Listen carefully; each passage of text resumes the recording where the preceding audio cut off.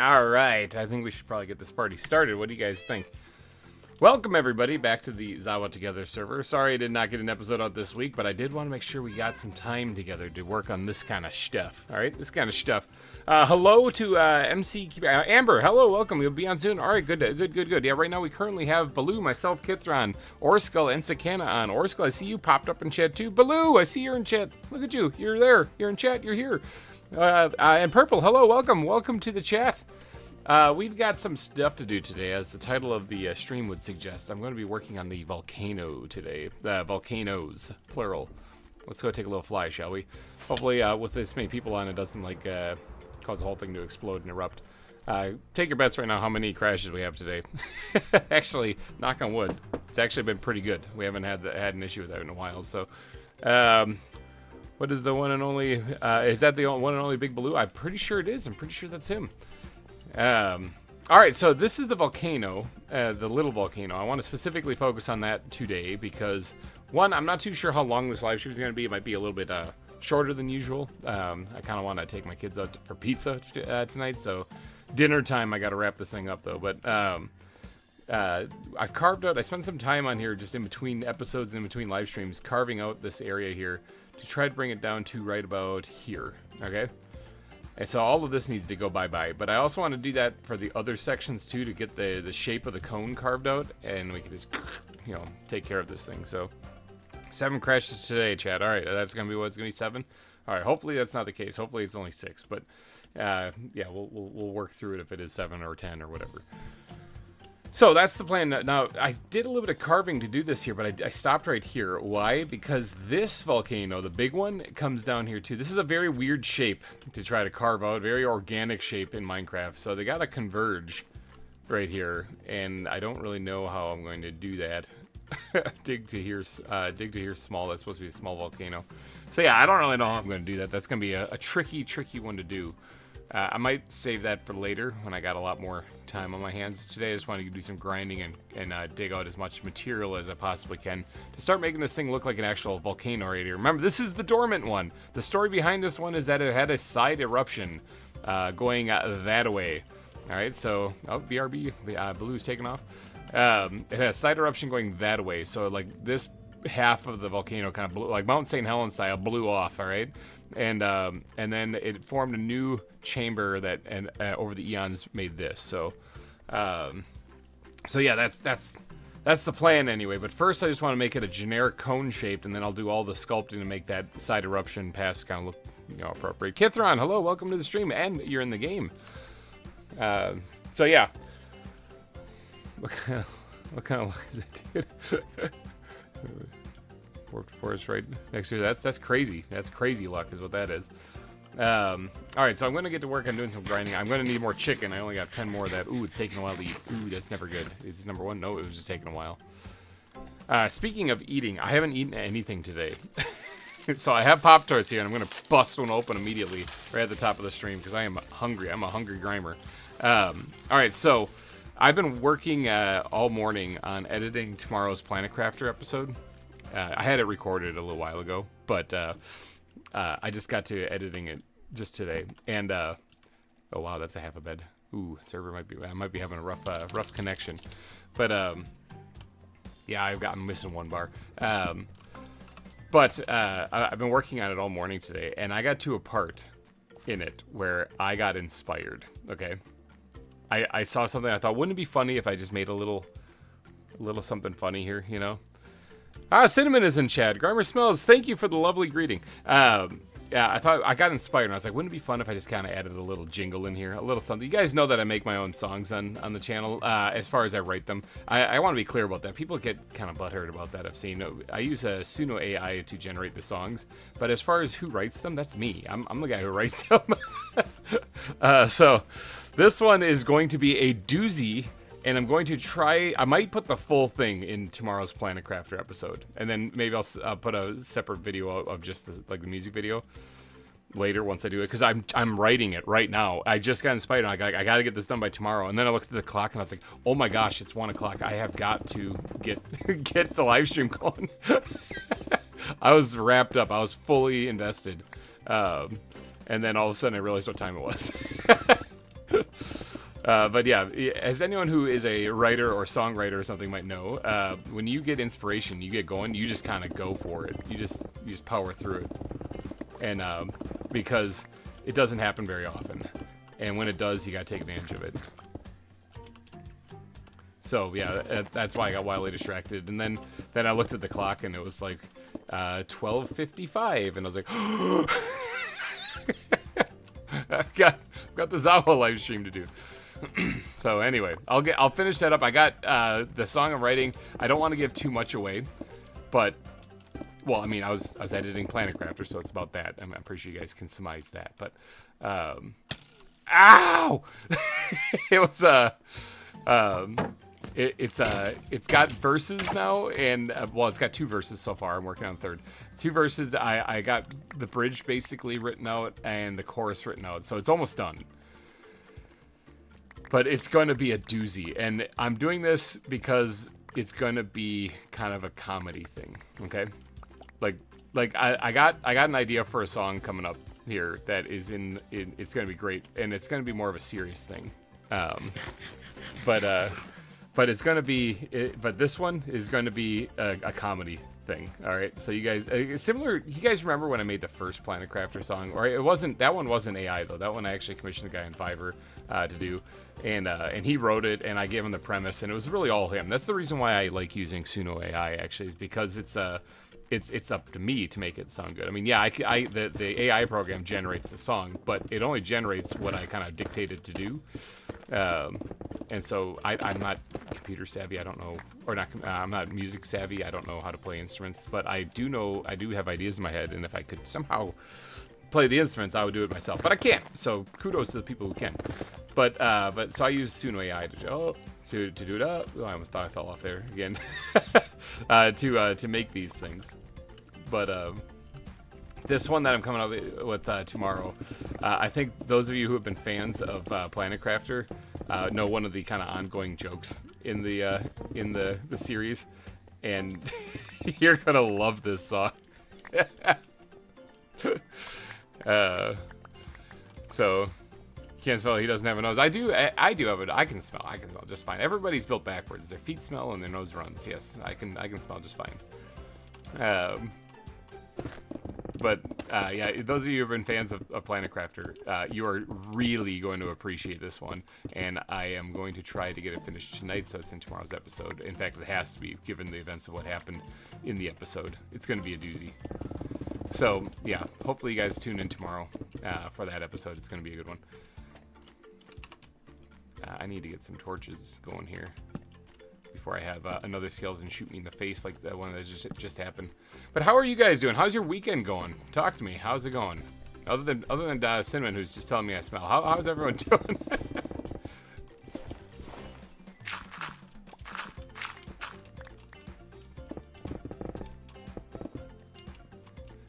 Yeah, we're gonna carve this thing out. I'm just winging it, by the way, in case you're wondering what method am I following. It's called winging it and hoping for the best. I don't know. I only play ZAWA. That's awesome. I think most of us know you from the Planet Crafter series. Oh, that is true. Sort of, yes. Like my first hit was actually ZAWA. That one I got like thousands of views on that. Like ridiculous amount. And then Planet Crafter's been picking up. Amber's online. Let's give her a wave there. Yeah, and then now, more recently, as far as like in the last year or so, Planet Crafter's really been taking off. People are enjoying that. I get a kick out of it though, because like people really seem to like my opening for season 5, with the cinematic opening that I did, and the skit that I kind of rolled out so that you could get the little lore story and everything, you know. And I have an entire series of that in Minecraft actually, but people didn't seem to resonate as well with that one so far, but it's not quite done. I got like 3 more episodes to do, and that one's done. 3 or 4 more episodes. That's Nations and Nobles, in case you're wondering. If you want a good narrative-driven story thing, that's what that one is. So go watch that. If you enjoyed the opening of Season 5 of Planet Crafter, you'll probably enjoy that one. So you found me through the Week of Horror trailer. That's true. Oh, that's coming up, isn't it? I really got to start recording for that. on Friday night, but I was gonna tell you I went out on Friday night, but never mind. Yeah, that's all right. We don't need to know about your social life there, stuff. Cinnamon, you know, having friends and you know, touching grass and stuff. No, that actually sounds like fun. That sounds like a good time. Kind of did a loop thing. Did I hit a ghost block? Yep, I did. There it is. Bam. That's one thing I'm gonna have to do is after this is all said and done, I'll have to relog and see how many floating blocks there are out there.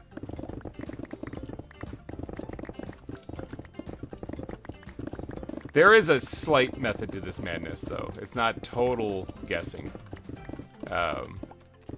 What I'm doing is I have these waypoints down here at the correct elevation to dig to here, and it's at a roughly the right angle that I was going for. And so as long as I kind of curve between them, I'm good. That's it. I'm good. That's the point. Okay, so... but yeah, tune in tomorrow, though. If you are a fan of Planetcrafter, I got to get this done, so I'm going to be staying up until as late as it takes to get it finished. I'm going to have a new song in the episode. I'm going to just put it in there. Like I said, I'll make a music video for it later.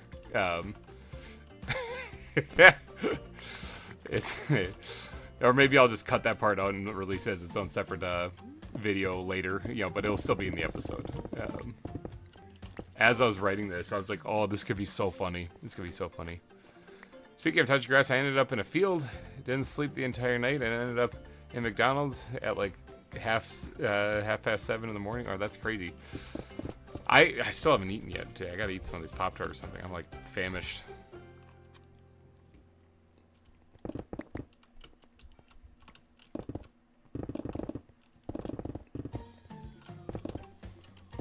Pop-Tarts are good. Yeah, this morning I was thinking I was just gonna run outside and go pick up like some breakfast sandwiches nearby place we got here that are really good, you know, for everybody, for the kids and everyone. And my wife said no, you know, I was just gonna give them cereal. It's like, oh, all right, well, I mean, it's cheaper, so I mean, all right. But then got to doing that, kind of forgot to feed myself. So, and then I got done in editing right away, and so been kind of go since waking up. Every once in a while I gotta remember to eat, though.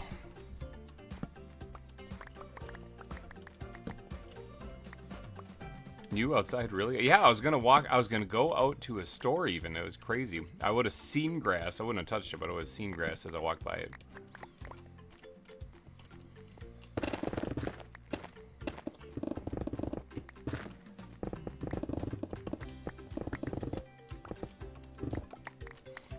Yeah, Planetcrafter is a really good game. I really am enjoying that one. Especially with the new update. The Moons update, that added quite a bit of stuff.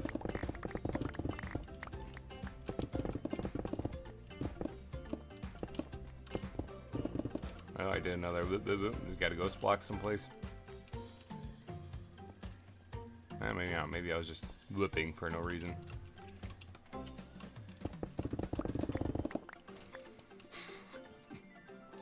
Yeah, that I haven't done a trailer for the Week of Horror in a while either, because like last year's Week of Horror, I didn't have much time to actually do, so I had to just record the episodes, and I didn't get around to actually releasing a trailer for it. But making a trailer for the Week of Horror is one of my favorite things to do on the channel. It is a blast, just because it's so. Oh, this is probably way too flat right here. Probably need to curve this more, like. Bring this in more. I don't know if that's really gonna make a difference, but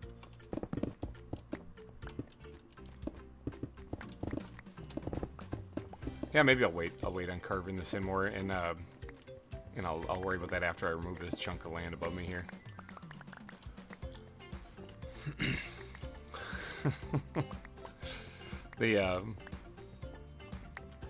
Yeah, the Week of Horror trailer is one of my most fun things I do on this channel. Actually, I have a blast doing it, but then unfortunately the viewership tanks during the Week of Horror. I guess the algorithm doesn't really know what to do with me, but that's okay. The channel has always been a gaming channel, which is a fun gaming channel. So I play a variety of different games, and sometimes those are horror games during Halloween. And I understand it's not everybody's cup of tea, so it's not like it's a big deal. It's just me having fun. In fact, most of those horror games end up being really funny because because of me playing them. Because I'm not very good at horror games.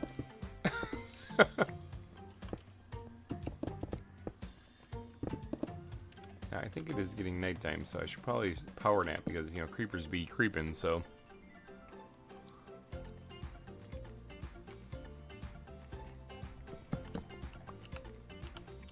I am kind of giddy for that Planet Crafter song, though, because I've already gotten, like, a rough draft of it, and I ran it through Suno, and it sounds so good.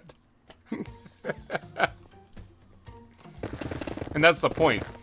It's something goofy, something that it shouldn't have its own song, but I'm doing it anyway, and that's kind of the point of the whole thing. Is because it has no business being this good, but it for some reason is.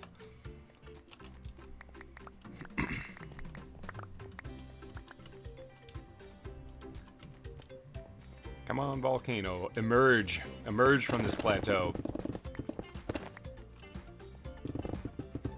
It's important for me to get this volcano dug out too, because the rest of the zoo is really dependent upon it right now. I've always been putting it off. I'm like, I can do that later. Well, the later is now, so I can't really put it off anymore. I need a space basically to get other exhibits built.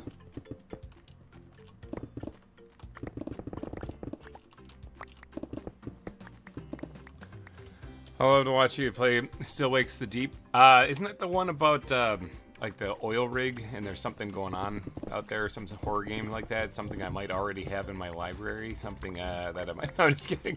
I don't know if I do. It's on my wish list though. It's something I'm keeping an eye on. Usually I put things on my wish list and I just wait for them to go on sale, or go on sale enough for me to cave and buy them. But I think that is that's that one that's set out on that oil rig, isn't it? That horror game.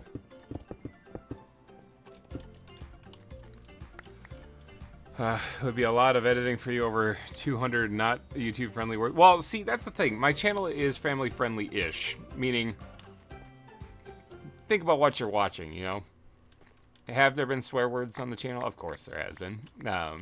Some of them have been by me, but when I'm playing things like Minecraft, I tend not to swear. Because why? Yeah, kids tend to be watching, you know? If I'm playing a horror game where people are getting ripped to shreds on an oil rig someplace or whatever, good chance that that's not going to be censored too much because, you know, kids probably shouldn't be watching that anyway.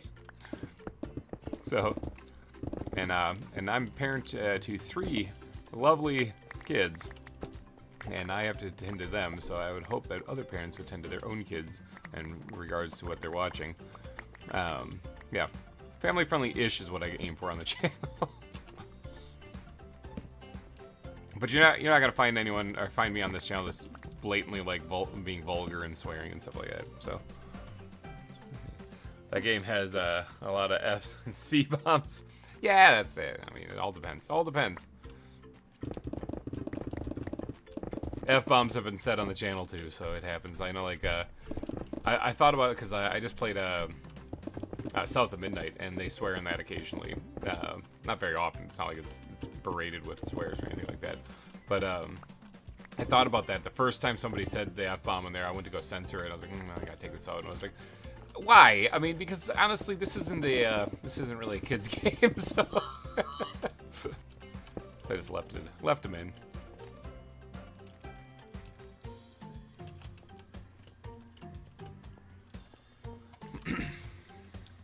Make a bison enclosure summon? A bison? Yeah, do we have bisons? Yeah, Orskull, you'd probably know this better than I would, actually. Do we even have bisons in this, or was that was last season, wasn't it?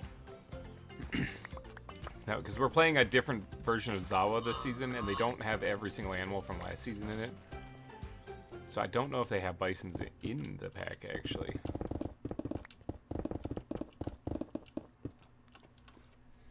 Minecraft content. That's being family friendly. It's normal videos and streams. Then it's for story content. I'm not. Yeah, yeah, it really does depend on what game I'm playing. So how family friendly it is. Obviously, there's at no point am I going to be really vulgar in any game, but if games themselves have swears or something in it or profanity, I mean, that might stay in if it's a game that's not geared towards kids. So. If it is geared towards kids, then it's not going to have the vulgar profanity in it. Uh-oh, there's the Clout Master 9000 himself. Cinnamon has joined. A solid wave. He hasn't been on in forever, but he saw that I went live, so he's here to get the clout. He's drowning immediately.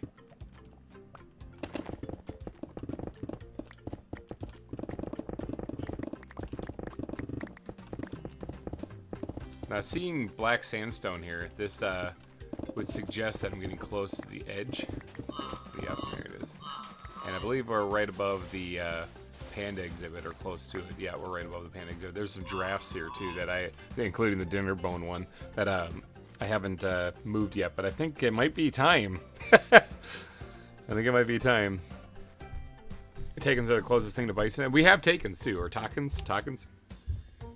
This is perfect. Can I have Cinnamon is trying to say he misspelled GReimer Gaming, but he misspelled it, and everybody's telling people to sub to GReimer Gaming. The everyone's plugging their channel now. Well, actually, I would normally say, yes, go check out Cinnamon, but he seems to have been slacking on the zoo content, so I don't really know. I can't really promote people to go to a channel if they're not making content, so.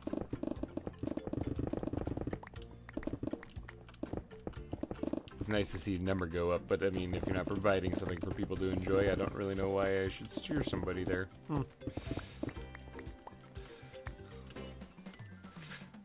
So yeah, try to get up the next episode. Calling you out. We actually have had a couple of content creators that have taken a step away, mainly because projects are big. Zoo projects are big, and not everybody knows really what they're getting into when they start up. They think it's gonna take a year and they'll be done. You know, no, sometimes it takes longer. So. Look at him making excuses. Cinnamon, you're making excuses. That's all you're doing. That's it. Those are just excuses. You don't need to further your education and make a better person out of yourself. You just need to play Minecraft. Why do those pesky things like make yourself a better person when you could just play Minecraft? No, that's true though. Real life stuff does absolutely get in the way. That's usually what results in me not making a ZAWA episode. Actually, is real life stuff and the other series and stuff that I'm working on too. I'm trying to keep up with everything, but it's been very difficult with the 3 boys. You know, 3 boys in life, new job. I am finally understanding what the heck I'm supposed to be doing at my new job. That's always a plus. But it looks like this is where the other one ends. Oh, no, this isn't. I'm thinking of something wrong, so. Oh, do I remember when I talked a bit about the Russian Supergirl chasing me? Yeah, that was in Hollywood. Yeah, that was kind of nuts. Wait, don't tell me you're the Russian Supergirl. No, yeah, I remember that. That was years ago. Actually, this was pretty good for a guess, looking at how it's lining up with my kind of template guess that I had over there. I have a lot of guesses going on here. Huh.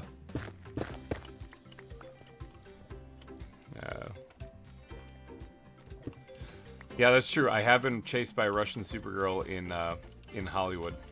That happened.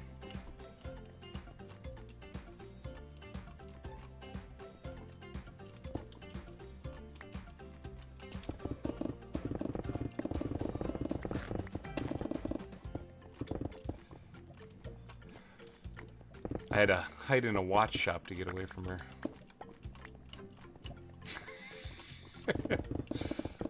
Crazy experience, too.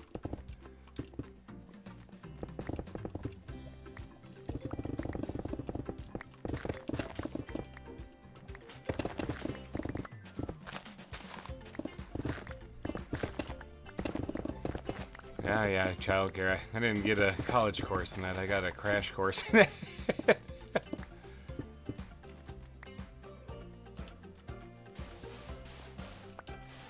I'll have to study zoology. Interesting.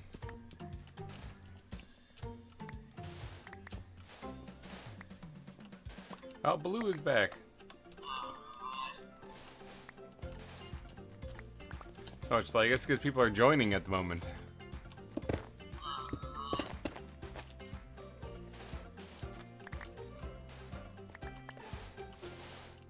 He's joining and I'm digging up sand.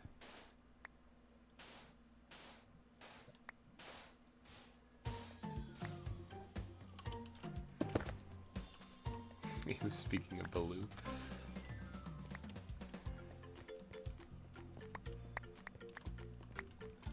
Look at that sunset. Majestic. Oh yeah, I gotta finish all the foliage over here. I gotta also redefine the shoreline, like I said in the episode when we built the ones, or whatever these things in here. There's something I put in here. Those guys right there. Oh, they're the antelopes with the weird elephant noses.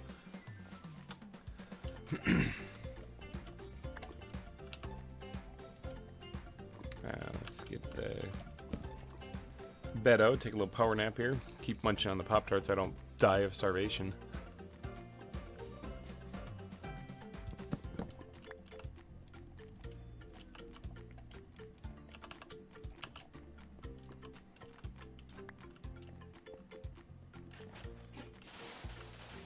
Right here.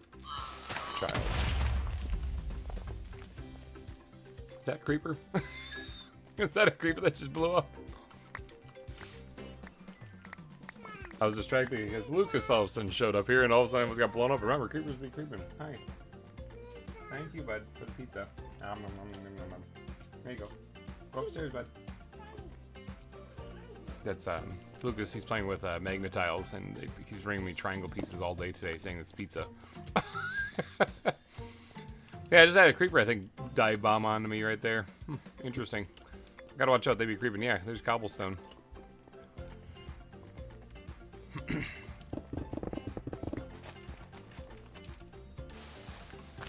So Lucas is, for those of you who don't know, my youngest. He's going to be 3 here in a little bit. September he turns 3. He was the one that showed up about a month early, so he spent a little bit in NICU and came out on top and still alive. So he now he's 3 years old. He's growing very nicely, and he's probably gonna be bigger than his oldest brother when he gets older. There seems to be a lack of diamonds in the perp caverns, GReimer. I don't know what to tell you. You gotta go to handle that one on your own.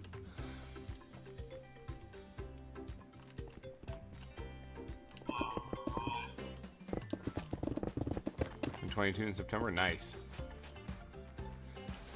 I just recently turned 29 again, so that was pretty special. Thank you to everybody who showed up for that, by the way. We did our lovely live stream.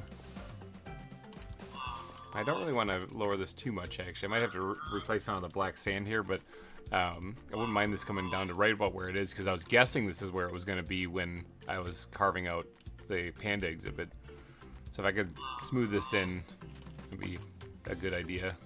Yeah, I don't need these 3 bits of cobblestone. Goodbye. Oops, I was going to grab that cactus, but I guess that's gone too. Here's another one, though. It's fine. Alright, let's do this. Get that into there.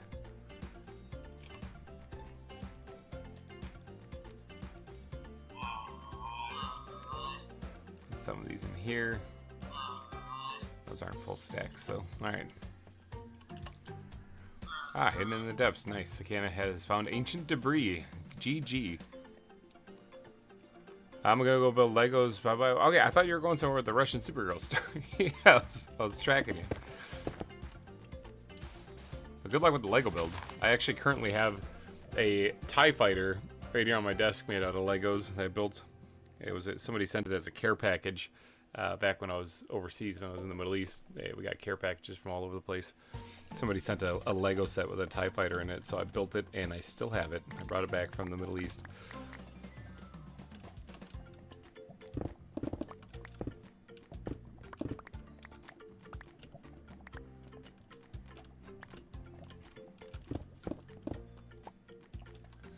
Yeah, interesting. Interesting trinket. Oop.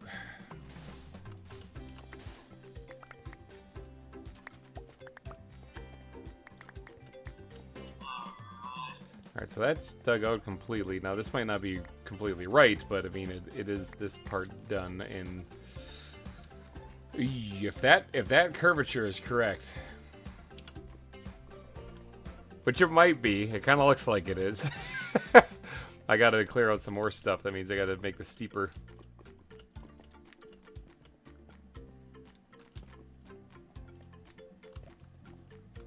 Yeah. Well, you know what? I'll leave it. I'll leave it for right now because once I clear out all the stuff on top here, and I can actually see what I'm working with, you know, maybe I'll actually enjoy this shape and I'll redefine how that edge looks. Ooh, big old leg spike. Wow, big old leg spike right there. Wow, that was rough. My 2-year-old cousin just started playing with magnetiles as well. They're really handy. They're really good entertainment for kids. We got a whole like chest full of them here.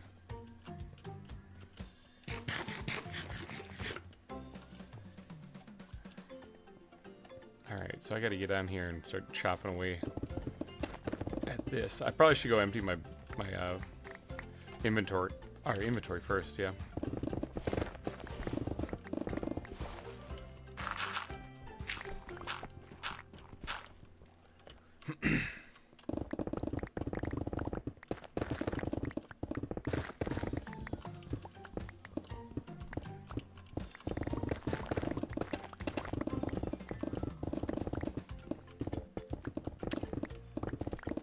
For those of you who have been following, like in the Nations and Nobles Discord, the next episode is completed as far as being written, so it is in production now.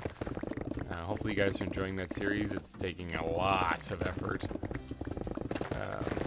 And viewership-wise, it's definitely one of my worst series, but content-wise, it's by far one of my best. Just need people to go watch it, actually. That's it.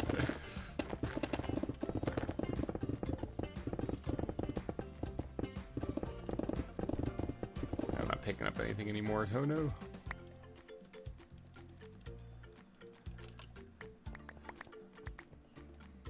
Ah! fell right on. There's a hole there. Did anyone know that? Oof, yeah. Nah, it definitely is. Definitely is struggling viewership wise, but is what it is. It's so cool though. Like it's just like the people who haven't watched it don't really understand, but the concept is ridiculous. That's why I keep telling people if you enjoyed the opening to Planet Crafter Season 5, go watch Nations and Nobles because you can get a blast. You'll have a blast with that because it's all it is. It's a machinima.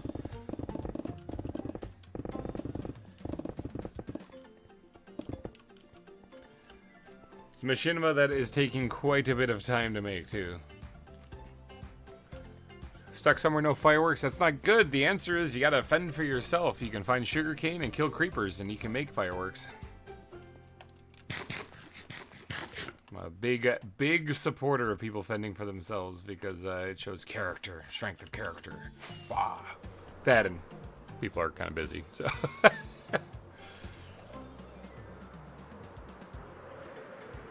But yeah, there's been times where I've been out exploring, not many, but there's been times where I've been out exploring and I run out of fireworks, and that's what I do. I go find sugarcane and I go kill some creepers and bam. You got 3 kilometers to go to your base and you could actually run that. Actually, you don't need fireworks for that. You just need patience for that one. Oh, Cinnamon's back. My patience is wearing thin. Cinnamon's back. Throwing limestone in here just because I don't really know what else to do with it. I've got so much limestone, it's ridiculous now. After digging out that volcano, there's just tons of it. Magma blocks. Oh, I think that's not quite right. Yeah, I don't have any room for those either. Alright, we're going down to the deep storage. Actually, hold on, wait. I got a lot of stone in these backpacks, and I've kind of started to deplete the stone out of this one here, these ones here, so put them here. Let's just do a little boop, boop. Throw all this stuff out.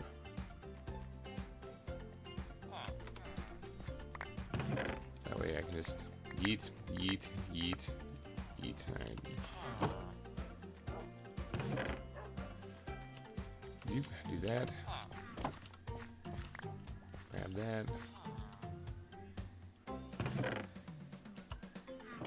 Running places isn't bad. It's good cardio, yeah. All the rest of this stuff out. Some of the stuff is actually for building. Oh, here's another stack of limestone. I'll just leave it in there for now because I'm scared of it. So much effort, though. Do you know who you're talking to? So much effort. It's not really. It's that it's not the easiest way. It's not that it's a lot of effort. It's not the easiest way. That's one thing. For people who follow the channel, you'll know that I am not a person who enjoys people enjoys it when people just take the easy way out. This is a pain. Could someone else do it for me? No, you're perfectly capable of doing it. Go do it yourself.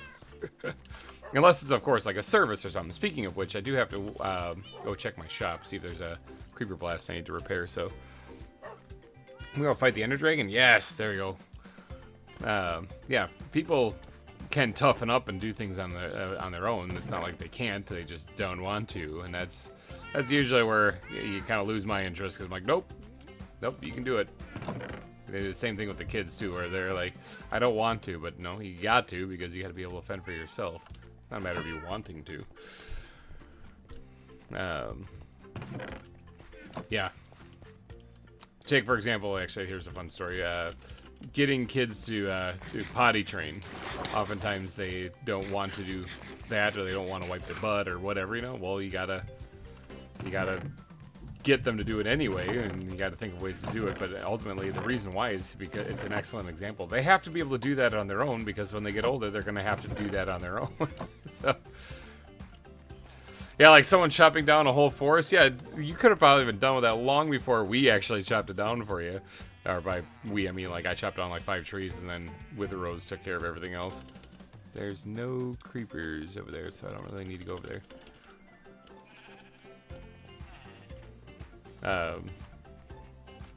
But yeah, you could have had that done a long time ago.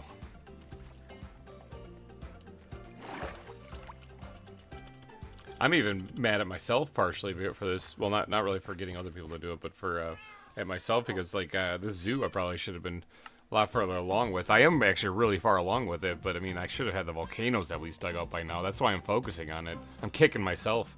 I'm wagging the finger at myself. I'm pointing my own finger at my own chest. Like, get to work. So we did you forget the great lumberjack paws off? Yes, we. And also, while Wither Rose was going out there doing that, I would join her occasionally. We. She just did yeah, you're right, she did a majority of it, but that doesn't mean she did it exclusively. I mean, I could always just try to reset the areas that I chopped down, and we can just put them back to what they were, you know? Wouldn't that be a good example of it?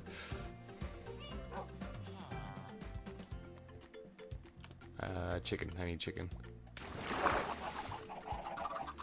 No, if you recall, I chopped down the base of trees. In fact, he fell out of one, sort of. I mean, that tree was made out of bamboo scaffolding, and you were on top of it. But the principle still stands. I cut down the base of mine. You keep saying you lot, like you're including the other people in the things that I did. No. or including me in the things that other people did. No.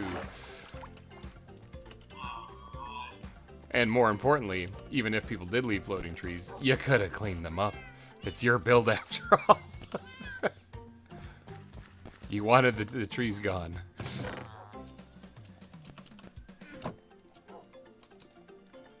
That's what it comes down to, people. Gotta take some own ownership of some things sometimes.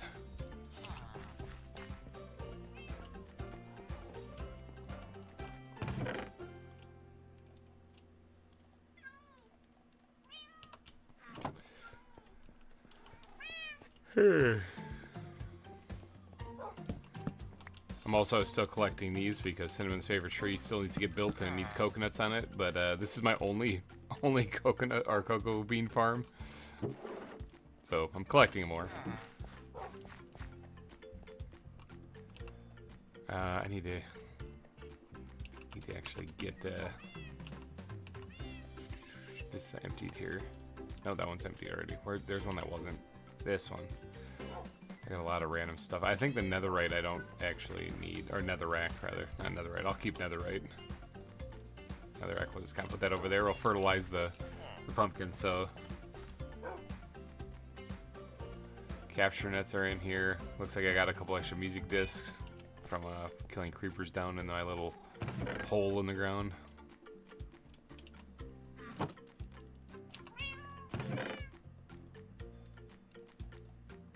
I don't really need these blank music discs, to be honest. Like, this is for creating the GReimer gaming song that you're hearing right now, but it doesn't really work on the server. It works single player though, so we'll just kind of throw them into a cactus for right now.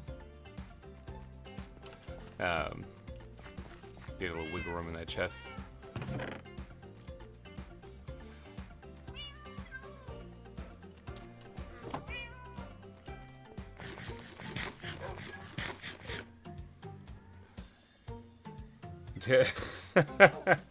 Yeah, yes, guys, do it yourself. You can beat the Ender Dragon legitimately and without cheats, talking to yourself in all your previous worlds. It's true too. Like, the thing about Minecraft, especially, is that this game is very easy. The server is actually set on hard. I never played on anything other than hard. In reality, it doesn't matter because it's still very, very easy. It's a very easy game. This isn't a difficult game at all. This is, in fact, that's because it's not supposed to be the point. This isn't like Dark Souls or nothing like that. This is actually supposed to be a relaxing, fun game where you just build. It's not supposed to be difficult. So if you're finding Minecraft challenging, you got to go back to the gamer boot camp or whatever, because this is an easy game. I killed the end of the dragon with a fish. Yeah, slapped it in the face of the fish to do the coup de grace. Yeah, there's certain games that are difficult, and this is not one of them. So this is a very easy one. Dark Souls is relaxing. It is. Actually, Dark Souls, I think, is funny because people are like, oh yeah, you die a lot. It's like, that is like every game from the 80s and 90s. That's just a normal default for every game in the 80s and 90s. You die a lot, and you probably can't beat it. So there were no easy games.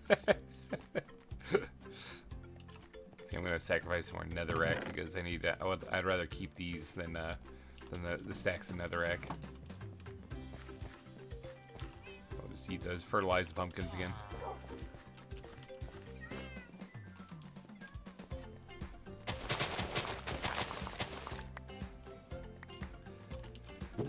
Yeah, no, there's plenty of times where we'll help out people because they have accidents, they die, they hit the ground too hard, something like that. You know, we'll go get their stuff and whatnot. But as far as like, it's an inconvenience for me to walk back to my base. I don't know what to tell you. It's Minecraft. It's the game.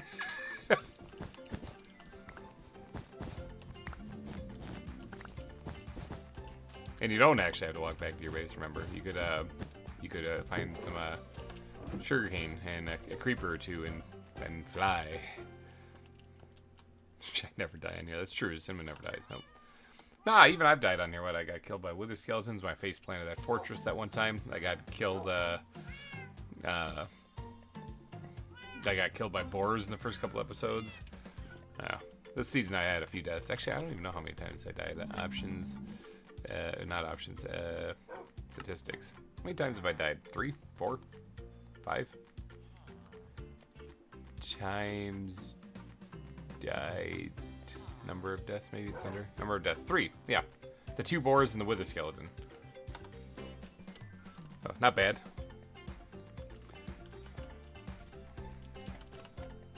All right, let's get back to doing some digging here. Let's eat that into there. I think we're good now. Yeah, all the gunpowder that I've gotten to make rockets have been from just killing creepers with bare hands. I go down to my little hidey hole. Oh my goodness, it's taking forever to eat that chicken. I go down to my hidey hole occasionally, and I will murder a creeper. I'll go down here, and then if I look that way, I can see mobs. And ooh, there's a lot of creepers. And so I just come down here and have a killing fest. That was a terrible shot because of the server lag.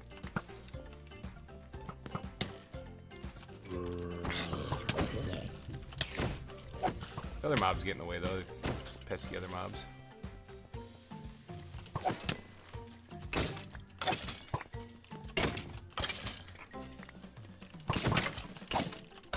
Pesky other mobs. And yeah, I've had a couple of creepers blow up on me too down here.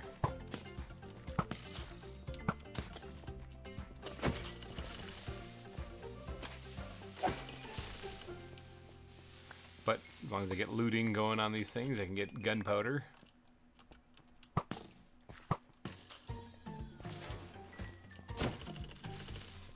Oop, don't want my elytra to activate down here. There, just like that. There's a over a quarter stack of gunpowder. Like I said, the game's easy.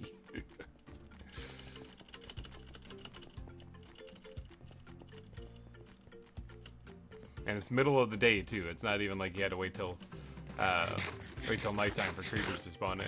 Go dig a hole in the ground. Voila, you got it.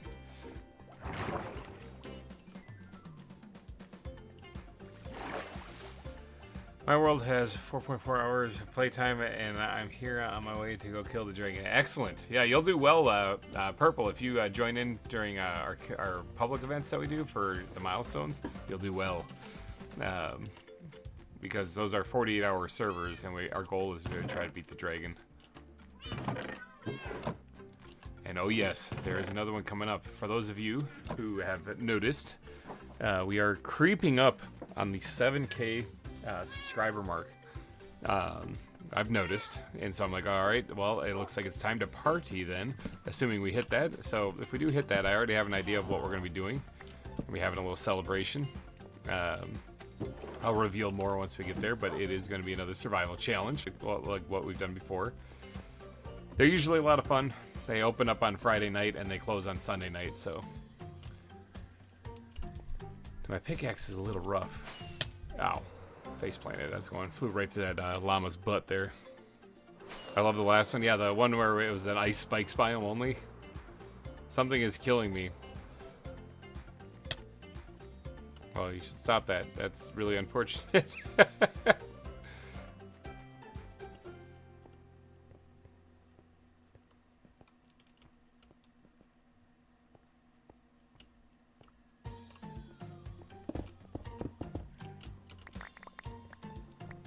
Nope. Hunger.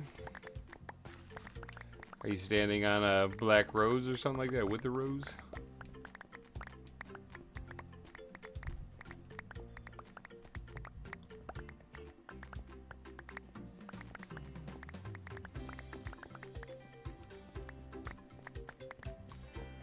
I will say that is one thing that I've noticed though about the world. It's always been a thing. It's not even like a new generation thing, but it's always been a thing. It's something I've noticed about the world is that all too often people get stuck in this rut where they want the easiest way and someone else to do it for them, but they're wondering why they're missing in why they're lacking in the gratification of something getting accomplished. Like, look, here's my base. I had other people build it for me. Look at this. Here's this that I had other people do, but I'm sitting here trying to relish in the greatness of it, but it doesn't ever really hit home, and it never really seems like enough because that person didn't do it themselves. Whereas when you actually do build something yourself, you kind of like, holy crap. Do you remember remember when I was working on the aquarium? Remember when I was doing that? Remember when I was building all this stuff? Remember all this stuff that we were working on? It takes time, though, and most people are like, I don't have time for that. But in reality, they do. They just don't want to.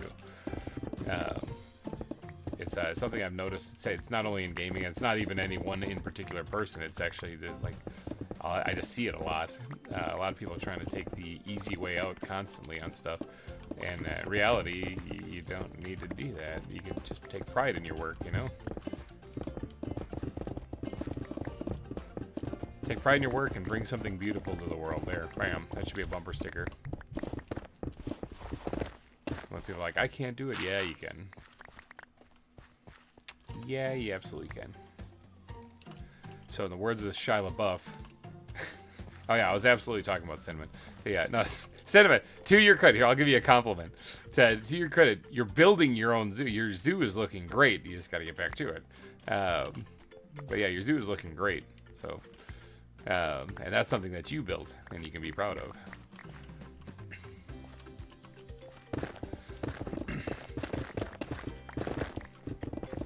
And also you and I believe that a couple other people are the ones that usually go out and search for new animals. I get some of my animals, but most of them I get through Cinnamon. It's one of those things where I would actually be going out and getting them, but he gets to do them first. So, oh my god, I got a compliment. But he gets to do them first, so like, and there's no real reason for me to go get them.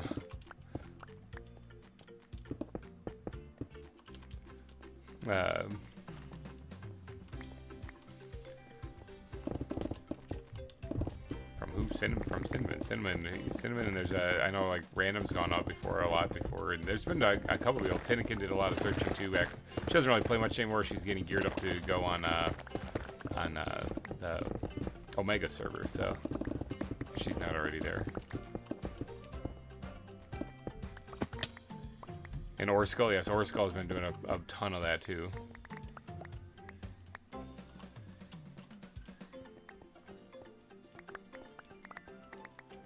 They're the reason why the file size for the world is like 50 some gigs.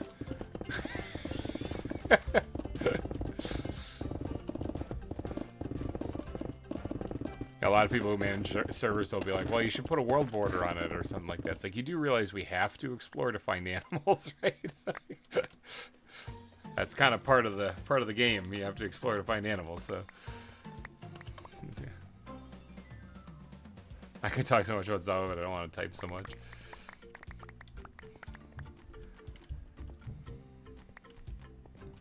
Yeah, the part of ZAWA is getting on and exploring. I know for earlier in the season, people were saying that, you know, they're not finding enough animals. They wanted to up the so back to Vintage stories. No, they weren't finding animals very easily, but then I couldn't help but notice as people were complaining about that they were also finding the animals. They were just taking a while to find them. And so it's like, well, we don't really need to change much of anything here because you guys are finding them.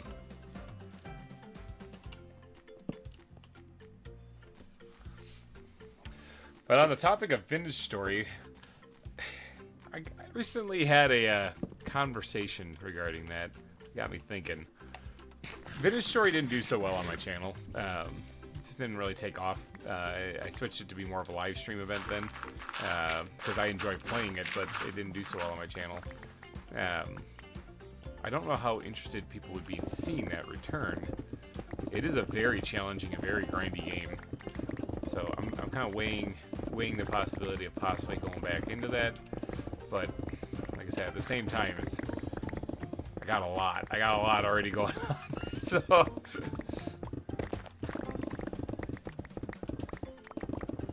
already struggling to keep up. So Lakeside Place for Pathways, good times, and totally worth it now. Yeah, basically, where you build your own paths and stuff. So I'm building very slow. Makes Spider Monkey enclosure. The Spider Monkey enclosure will look great, I'm sure, Amber. So you got this. Yeah, your Ender Eye went down. You mean the dragon? You got the dragon? So.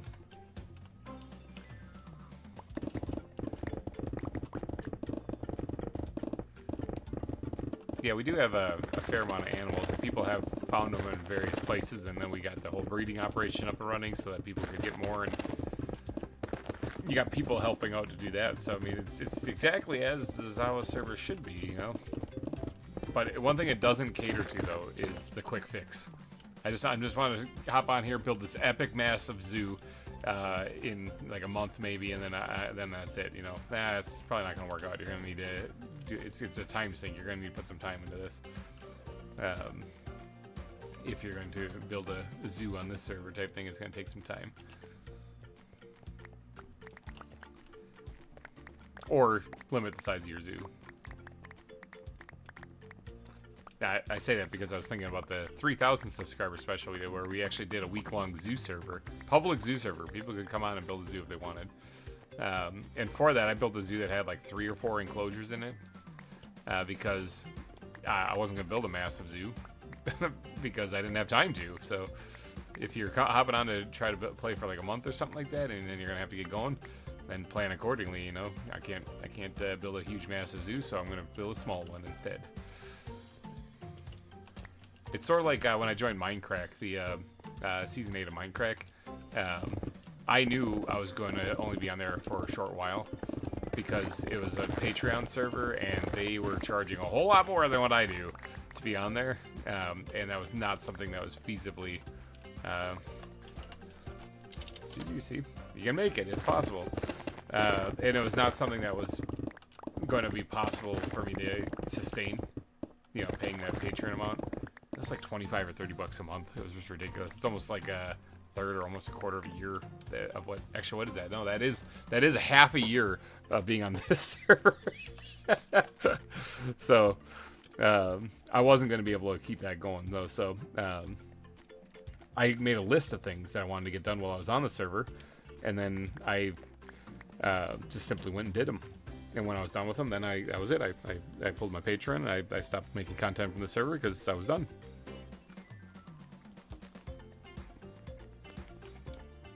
Dug right into the portal. That's good. Good sense of awareness.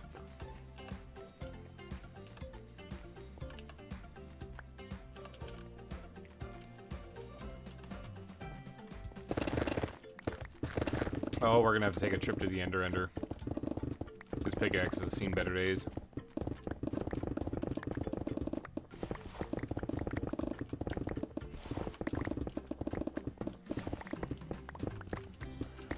Yeah, the plan tonight for me is to take the kids to go get pizza. The pizzeria down the street here that I've never eaten at before, and somewhere in either the church group or something. I don't know where it came from. Maybe some random guy in the street gave it to him. Somewhere along the line, we acquired a coupon to this place, so I figured I might as well, you know, for a free pizza. And I am not going to be one to pass on free pizza.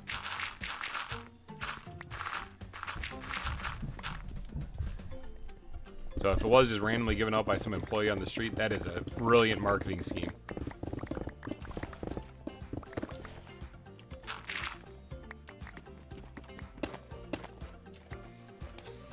I have an issue now. I need 3 more eyes because I lost more than I wanted to on my way to get here. Well, the answer to that is that you got to mark down the location of where your portal is and go back.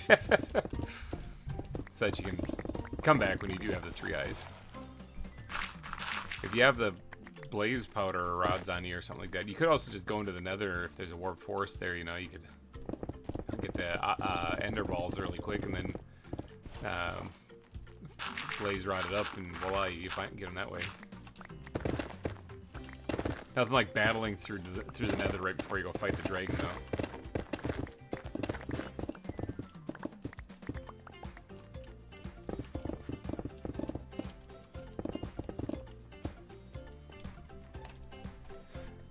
Yeah, definitely think people need to take pride in their builds and actually do them themselves, and then, you know, boast about it. You can boast about it. Look at this. Look at what I built, you know? And have fun doing it. Basically, at Minecraft in a nutshell. Yeah, I've been meaning to do this, and right now the Xbox is currently disconnected from our TV upstairs because we got a new TV stand. Hand-me-down one, but we got one. But I've been talking about showing off my earliest Minecraft world. It's not my very first, because my very first has been long gone, but it's the one that I dedicated the most time to when I first started playing Minecraft. And it would be fun to bring that forward and show you guys the world. The things I built on my very first world, you know? What is it that GReimer built? You know, when he first was playing Minecraft, he didn't really know what he was doing. What kind of monstrosities were constructed? I will tell you that there's an iron farm actually in it that I had to build, but I wasn't able to use lava because the structure it was in was all wood, and it would burn it down if I used lava. So I had to kill the golems without using lava.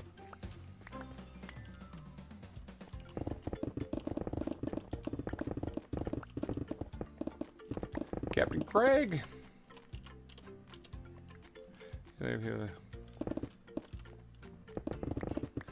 So the yeah, I had to figure out how to design a iron golem killer without using lava. And I went with redstone. I went with redstone and a piston, a sticky piston. And smash their head in, basically. This pickaxe is getting a little weak in the knees. Really don't want to break it. That'd make me cry. Can I finish this little section off right here? This little chunk?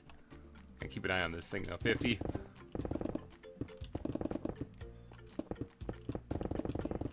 Wait, what was the question I asked? Why is the ground on my map changing? I don't know. Because you're terraforming? There we go. Did manage to get that all dug out.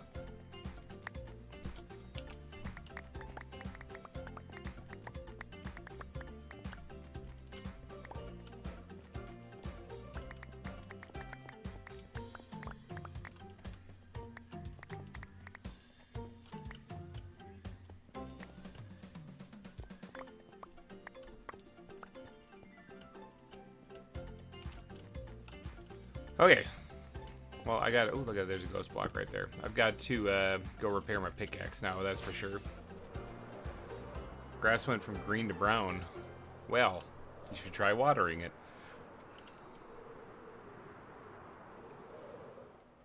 Speak of the devil. Maddie is here. Like, Maddie has bears for me, and then bam, Maddie's here. That's perfect timing. Oh, Scanna left. Got quite a few people on right now.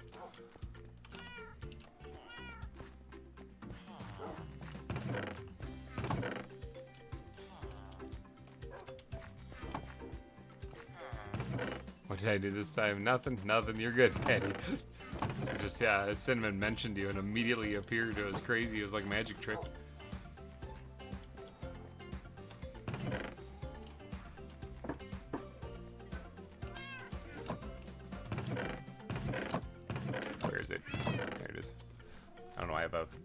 Magenta bed in here. I must have stole that from a village.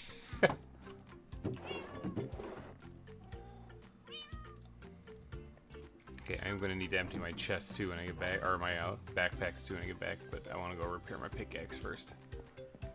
With this many people on, oops, that was a leg spec, where am I?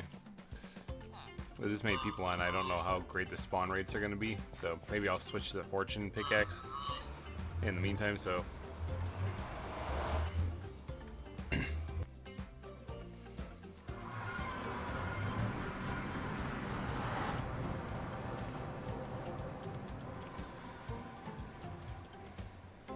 Cinnamon, you're a good luck charm then. Whoever you speak of joins the server. Think of somebody you want to meet and then just say their name in chat and see what happens.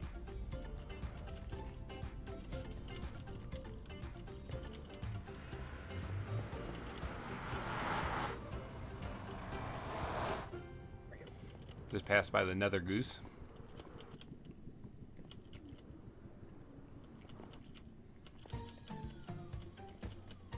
Now, hopefully nobody's on the other side of this portal.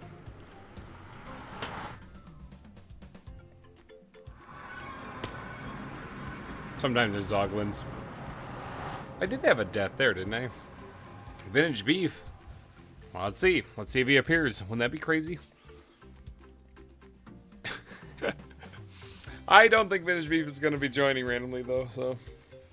Need that extra clout.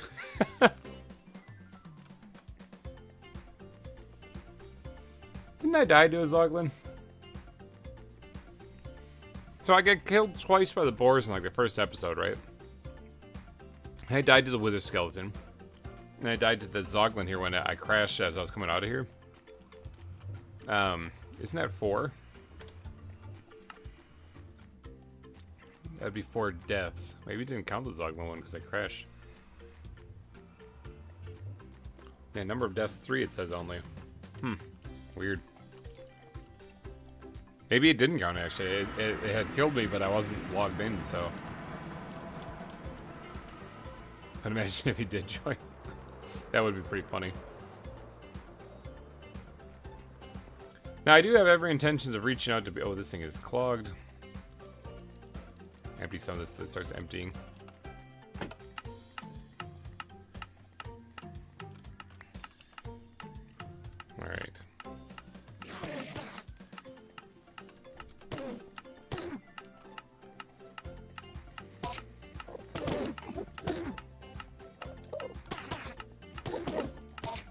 do this so I don't grab any extra ender pearls.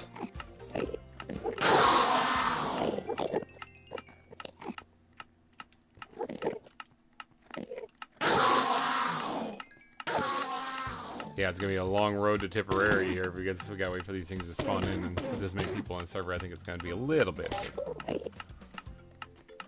Why not at least get this thing back up to not about to break, you know?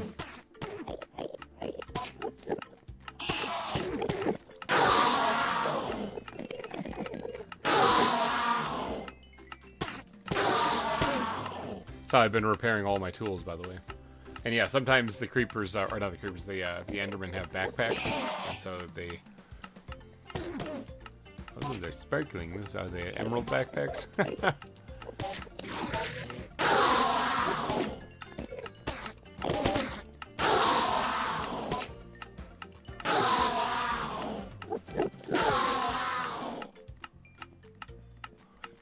You know, one thing that one criticism I had on the server, it's definitely constructive criticism, is the better animals people haven't seemingly been enjoying because they don't really stick around, you know? They,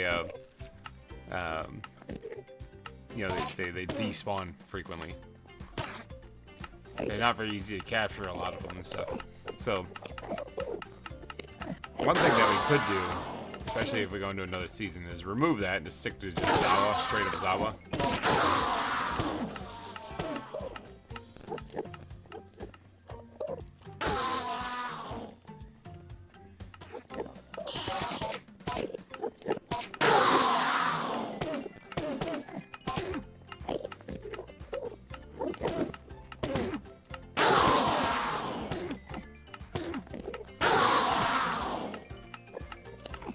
Yeah, time is always a thing for when you're doing builds. Amber says, hey, I have a list of enclosures I want to make, but, well, we could, like, take my time. Yeah, take your time on it. Do it.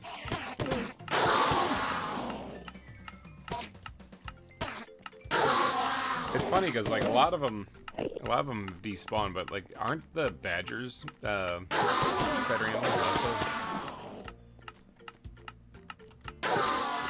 Pack the ones that we have.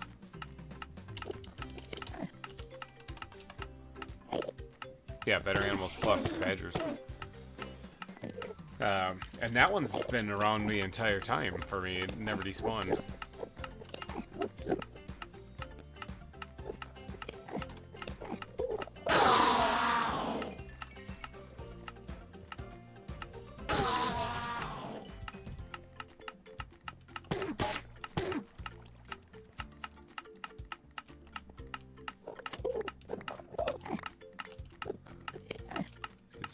Out of there. Let's clean this up a little bit.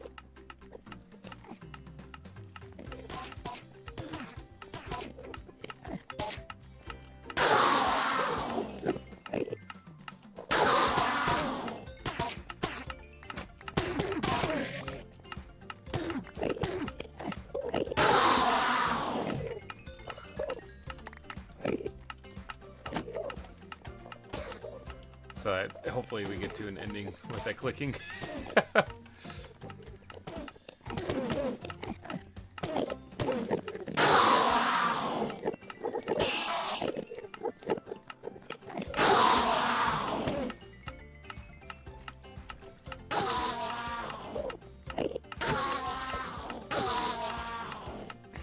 Alright, it's actually not taking that long. This pickaxe is almost backed up to snuff already, so I just go through it basically in one go whenever I'm digging out a volcano.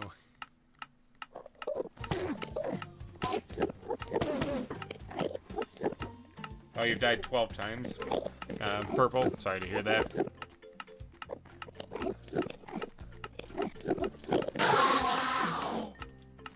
That's a lot. That would have even ended Puss in Boots.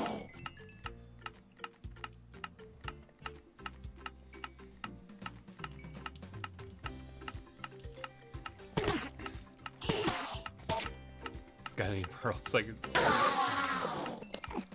yeah, sorry, I don't know where I can get any ender pearls, Purple. You're on your own. Can't find them anywhere.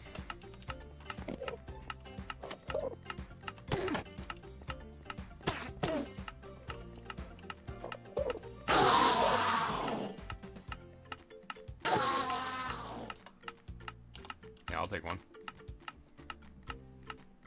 I'll take a bear. That sounds awesome.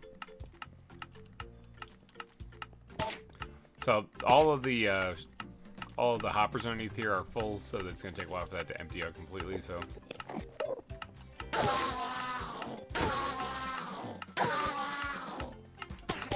We're almost back up to fully repaired on this thing.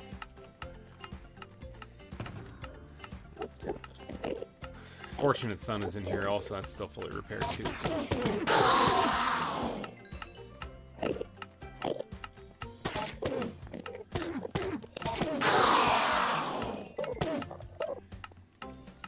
Now usually people on the stream don't, you know, or not the stream, but in the episodes, they don't see me grinding out this stuff here, repairing my tools.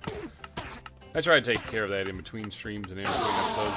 And this is a weird exception because we're losing all the durability on the pickaxe during the stream. The grind.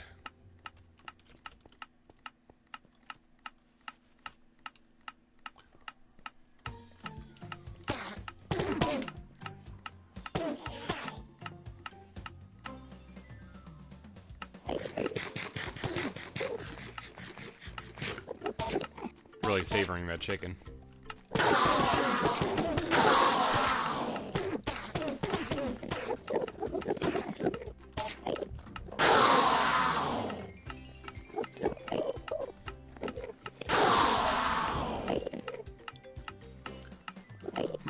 Huge list of projects I want to make one as well.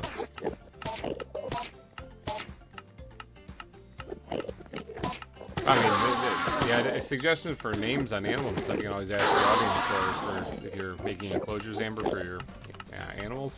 I found that's worked best because I am terrible at naming. Looks like we're fully repaired too. I'm just grabbing an extra level or two here.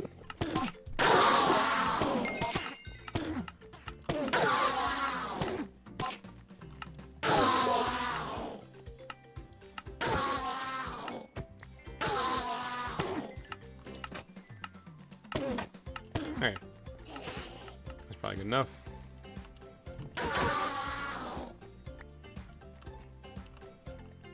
I don't actually need any more ender pearls like the base. I got my stack from here, so should be good.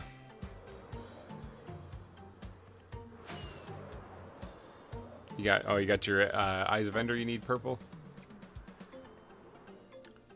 Has this been dug up for people who want to easily kill a wither? Yeah, it's good.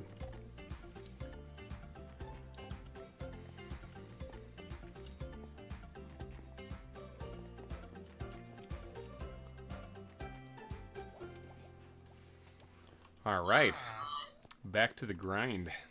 I have to empty my bags, I remember I was saying before I left. Actually, I remembered. Are you guys proud of me? My memory usually is terrible.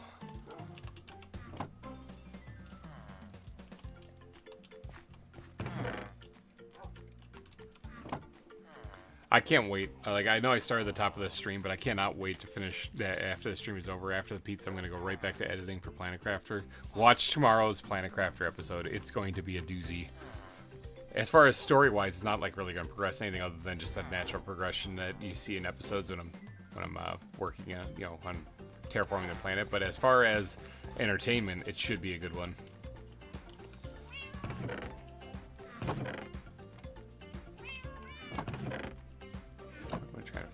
Trying to get these things. Trying to get these things homed. Oh, put that in there. Gravel. Basalt. Now I have actually been using quite a bit of basalt. I've been digging it off the volcano there, but I have actually been using quite a bit of it because you can see the lava flows, the past lava flows coming off this volcano here. That's all basalt. That's me just going down, putting down like 40 to 50 stacks of basalt at a time. It looks like not much, but remember that this is like a huge body of land here. The entire shopping district is like the size of my volcano. Which, by the way, Captain Craig, I see you. I see you there, shopping and doing your shopping and purchasing your goods and whatnot. I really do have to get back there and check my shop. This one right here, because I want to get. Oh, he's at the breeding facility. It's Cinnamon's breeding facility.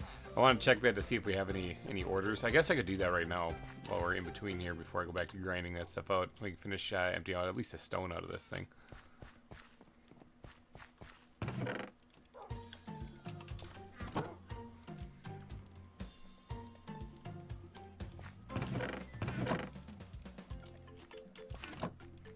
At least that'll give me some more wiggle room in there. And there's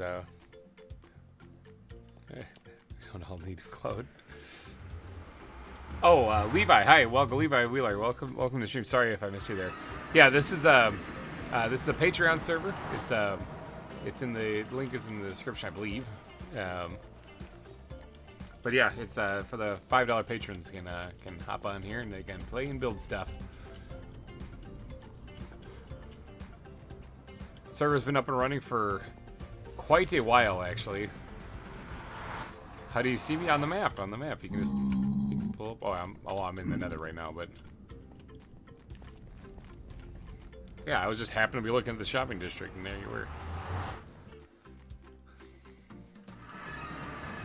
Obviously, people sometimes aren't able to do the Patreon thing. I totally understand that. I always steer people towards the Omega server if you're unable to do the Patreon thing, if you're not able to play here.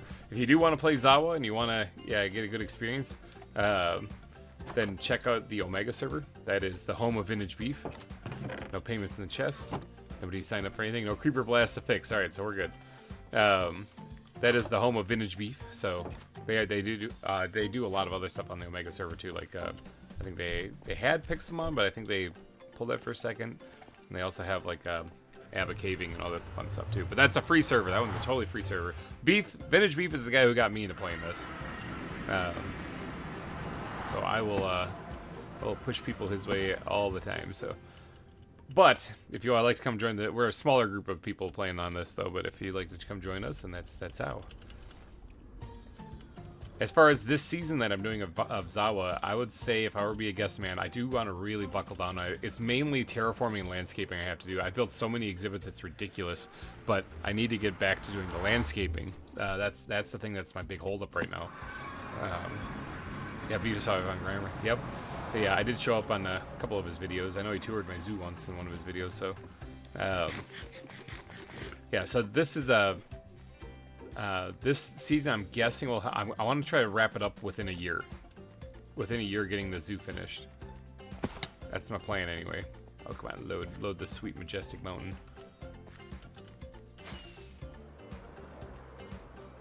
And all of this you're seeing was custom built. This is all like that ship over there, everything, how you get here, the main entrance to the zoo, all the stuff like that. So, oh, I gotta get Sakana's care package off the dock. I forgot about that. There's an orca. Yeah, she left this care package. I don't even know if I really even peeked in here. Hold on, let me. Oh, look at that. Aim tags. Nice. Blaze rods. Interesting. Vetted. Nice. Yes, here, I'll take all this stuff out of here. This is good. I'll clean this up real quick. But thank you, Sakana. I had given her some mob heads back quite a while ago, actually. What kind of wood is this? Mahogany? That looks nice. You found that island that way, exactly. Yeah, it was all. This is how the island is look naturally. Actually, was it an episode or two ago? I actually did do a compare and contrast to what the episode used to be versus what it is now. Actually, this glowstone will be really helpful. Yeah, I did a compare and contrast to from what it used to be to what it is now. Like this right here used to be a rose field. It used to be flat. I think the highest elevation was about 4 blocks off the ground.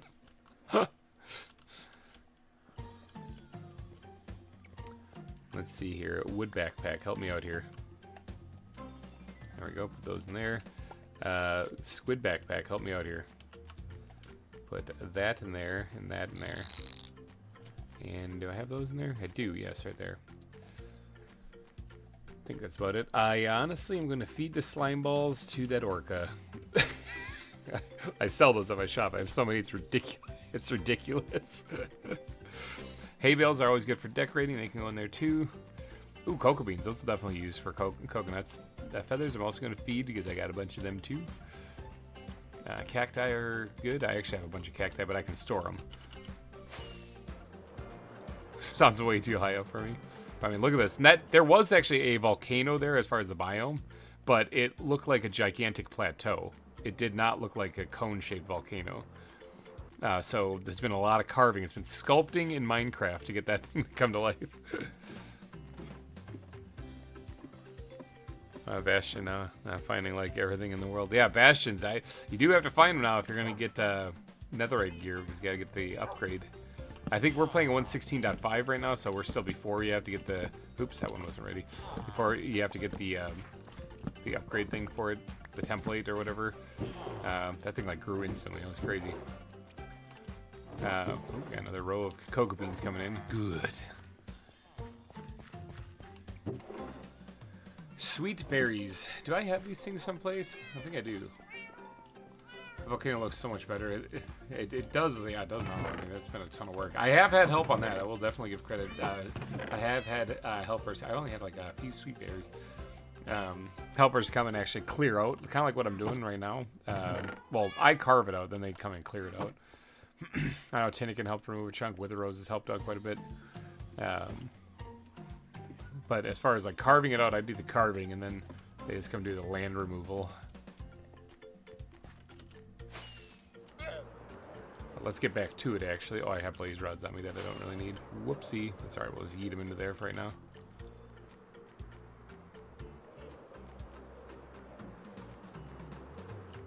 What did you say? Oh, it would look much better before. That's blasphemy. That is not true whatsoever. It looks so much cooler now. It looks like an actual volcano. Rather than... I still see this part right here, this concave indent right here. I have to actually shape this. I have to build a false wall, a facade, basically, to build that end up. That's why I didn't do the lava flow down that way, because I'm not done with it yet. Might be another thing I work on today. Actually, today, if I could get like one of these sections here completely carved out, I'd be pretty happy. We'll just keep going on the one that I've been working on. And again, this probably isn't going to be a very lengthy stream, because again, I'm taking my kids out for pizza later. So better animals are cool but annoying. Some despawn. Yeah, that's true. And yeah, I thought we had little critters on there too. It's really better animals that seems to be kind of giving everyone grief. Now we added it obviously because we're trying to get as many animals in here, you know. But it seems to be giving people grief, so we might remove that one for next season. The goal of this, the ultimate goal of this one, is for me to have a Season 3 of ZAWA, and the secondary goal then would be to create the ultimate ZAWA mod pack.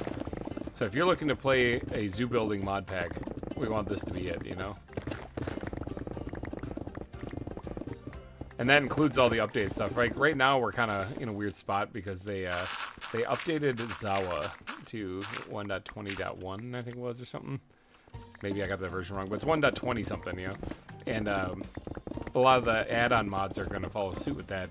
But we have so many other mods other than just the ones that are supporting ZAWA, with like the Traveler's Backpacks and stuff, that we got to make sure are all compatible. So there's things that when this season wraps up, we are going to do one big update to the mod pack and try to bring it up to snuff to like the latest versions and everything. Remove things that are not working so well, and get you guys like the ultimate ZAWA mod pack. That's the plan anyway. And you know what the real meta part of it is? The whole real inner part of this thing is? The thing that really is going to blow your guys' mind is the name of the mod pack is called ZAWA Together. And the reason why is because we're making it together. Haha. You like it? Yeah? Meaning your guys' input actually goes into what the mod pack ends up turning into.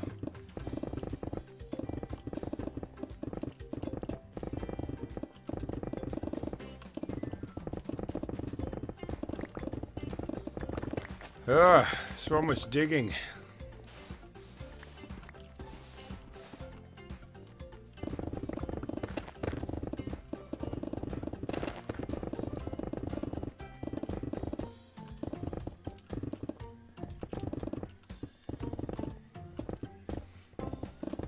And who knows, maybe ZAWA Together, the mod pack, will make an appearance after the season. Well, Cinnamon, it's funny you should mention that.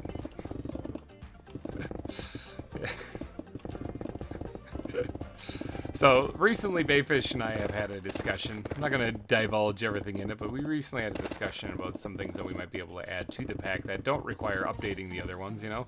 Something that might help out with things, and decorative things was a big topic of that, so...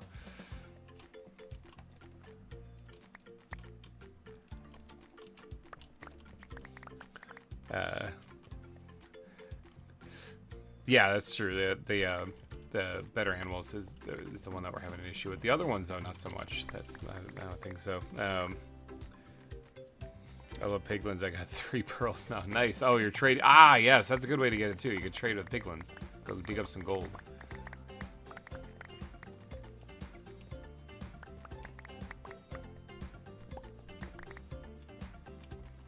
I may have influenced it. May, just in italics. I may have. Now there's a list of mods that he suggested. I combed through them. Some of them I kind of shot down because honestly I think it's going to cause way too much problems on the server. Other ones though should be fine. So.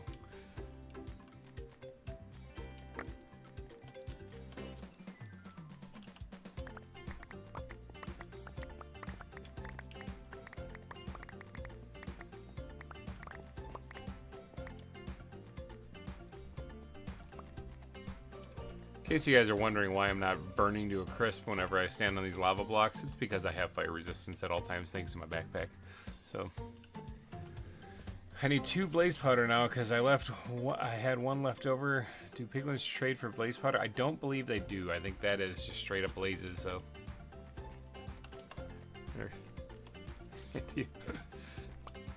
yeah, Bayfish is the best. He's a great server manager. Big shout out to Bayfish out there if you're watching. That guy is a beast when it comes to this stuff.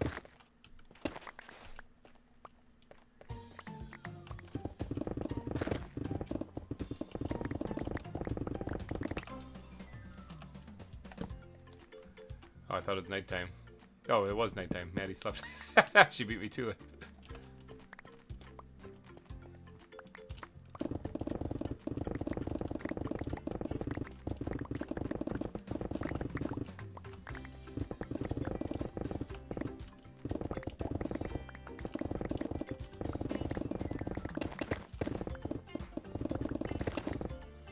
Find a fortress. Hope they have it in their chest. Well, you can just kill a blaze and get a blaze rod, and then you can break that down into the fire stuff, the blaze rods or blaze powder that you need.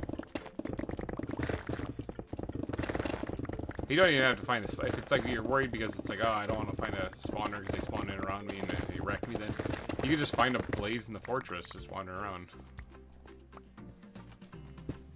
Did you ever have a Discord call for your live streams? I think I have before, actually, a couple of times. I think I even have a channel in the Discord specifically for my live streams that I can pull people into.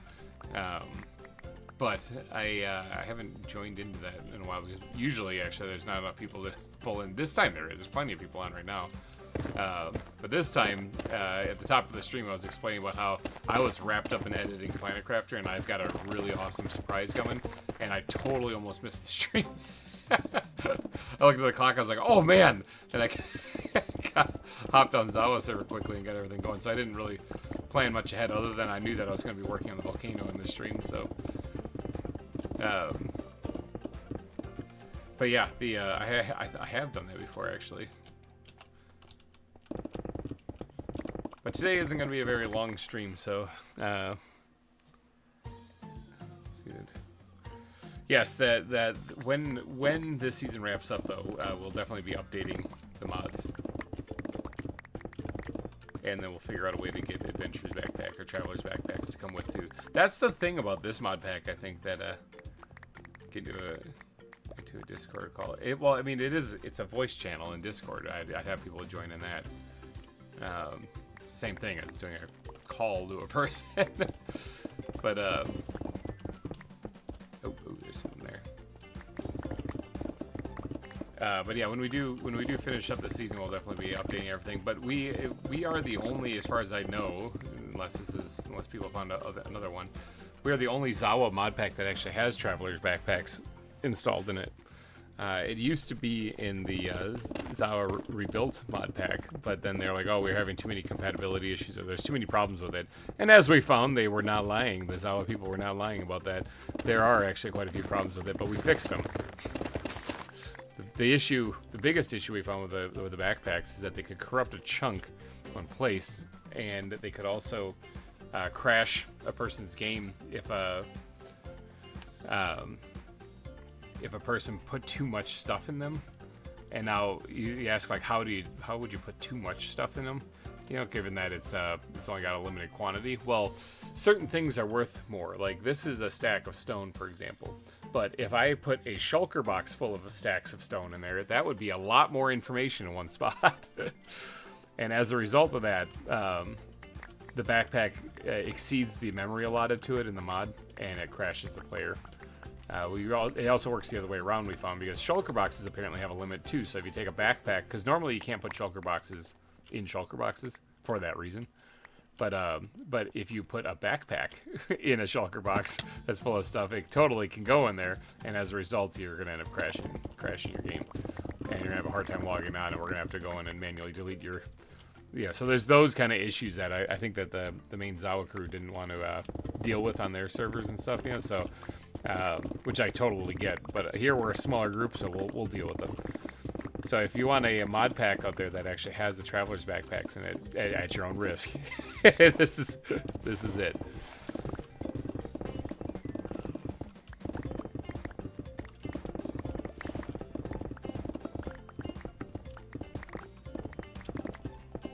But yeah, what I'm working on, in for Planet Crafter tomorrow. It's kind of like a joke song that I'm making. I mentioned earlier, and I really hope you guys like it because it's funny. It's good. It's funny because it's good. You know, like if it wasn't a really good, catchy, soundy thing, you know, then it would just be like kind of lame. But the fact that it's about this stupid thing in the game that I keep making a joke out of, not really stupid, but this thing in the game that I make a joke out of, and made an epic song about it.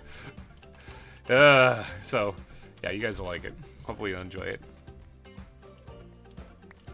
Look at my backpacks and see shulker boxes casually whistling. What ZAWA does that isn't Omega? Yeah, later. Oh yeah. Well, maybe they are going to do their own server then. I'm not too sure. Because I know they paired up with Beef because he was doing a ZAWA series, but he hasn't done a ZAWA series in forever, so maybe they're moving on.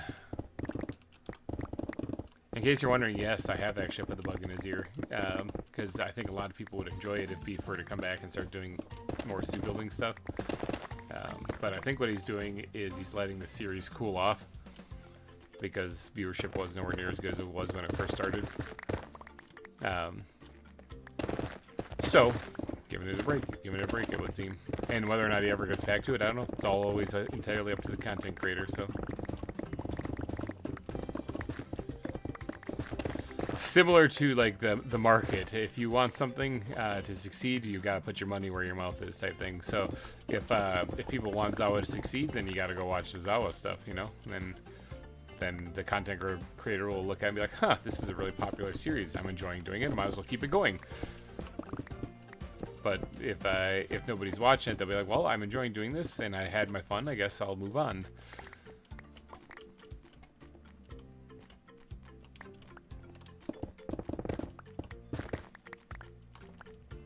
Because if they didn't enjoy doing it, they wouldn't be doing it in the first place. So.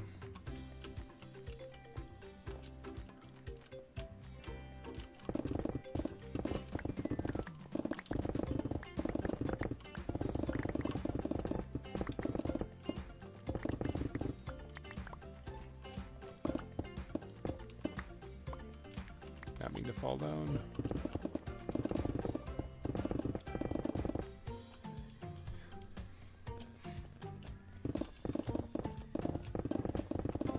I know I have played a lot of ZAWA, but interestingly enough, I'm not exactly what you call an expert on it. A lot of times I focus heavily on the building part of it, not so much about the mod itself. And as a result, I'm a little ignorant when it comes to I'm a little ignorant when it comes to like a lot of the inner details of the mod itself, because I just, like I said, I just focus on modding.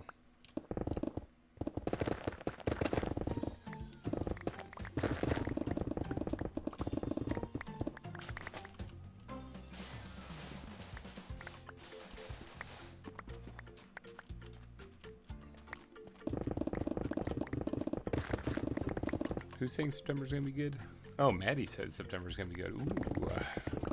So Maddie's one of the admins on the server, so she says it's gonna be good. That means she's got something up her sleeve. Ooh, posting in Discord tomorrow. I'm excited. I don't even know what's going on. This is gonna be great. If it's Maddie, it's gonna be great. I have faith. Like, it doesn't matter what it is. I'm sure it's gonna be good. I missed the games we do. Actually, you know what? If I were to be a guessing man, Maddie is known for her astoundingly good hide and seek builds. So maybe she did another one. It's been kind of all quiet on the Western Front when it comes to Nations and Nobles, because everybody's been waiting really on me to finish the script, which I have now, and I have to organize the recording and stuff. And Maddie's helping out with that too. She actually plays Hazel in the series, so she does the voice for Hazel in it. So everybody's been kind of waiting. So with me dragging my feet on that, then maybe she had time to do other things. And maybe she got something exciting planned for us for September, it sounds like. So I'm excited.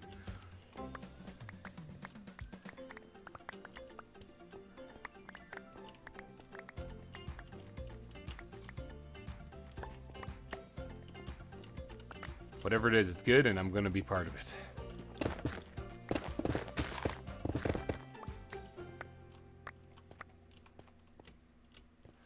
Oh yeah, Cinnamon's there. He just isn't a main character. That's true. Cinnamon actually does help out with Nations and Nobles as well. He's played a lot of extras so far, and he's even played me. There's in case anyone was wondering, if you did see the last episode, in the dream sequence that I'm having, I actually see a doppelganger of myself. I'm literally talking to myself. I've officially lost my mind. But yeah, that doppelganger was played by Cinnamon.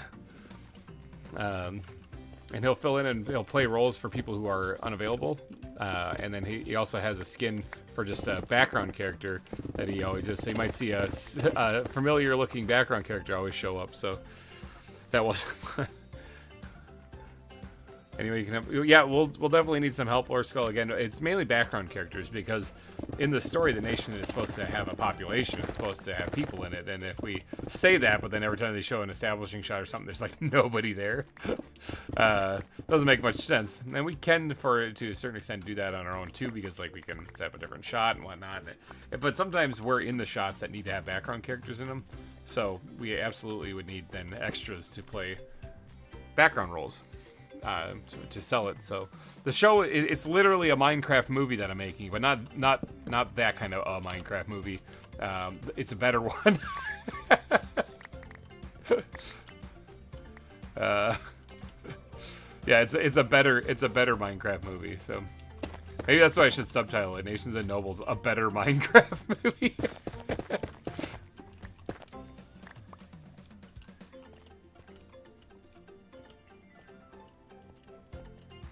I'm almost done digging this part out here. I can see the end. I see the end in sight.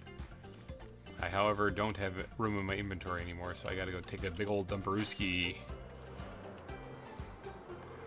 Yeah, it is actually so much better. There's actually a plot. There's a plot, and there's a villain that's more memorable than whatever that piglin person's name was in the movie. I honestly couldn't tell you. Or what any of the characters were named in the Minecraft movie. I honestly couldn't tell you. I know that one guy's nickname was the Garbage Man. That was about all I remember. Steve, yeah. Made a skin for Nations and Nobles a while ago. Sweet. All right, so you're good to go. We are going to need...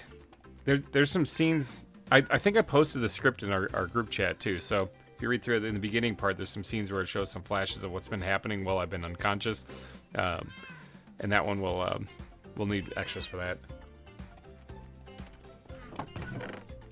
What am I doing? Why am I over here? What's my name? Where do I live? I'm so confused.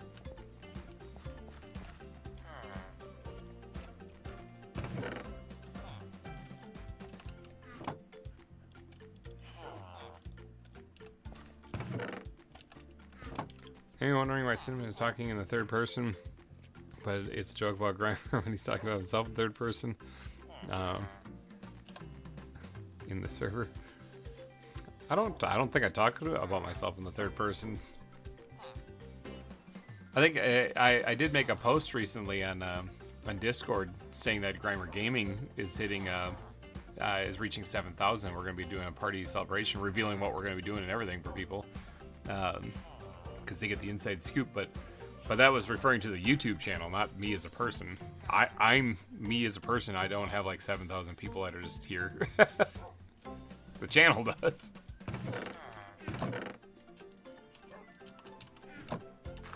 Oh, that's my man.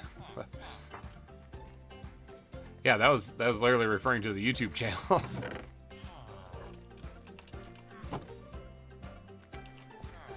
Wait, that was the first part of the announcement saying GReimer Gaming is creeping up on 7,000 subscribers. From that point on, I referred to, whenever I was referring to myself, I referred to it as I.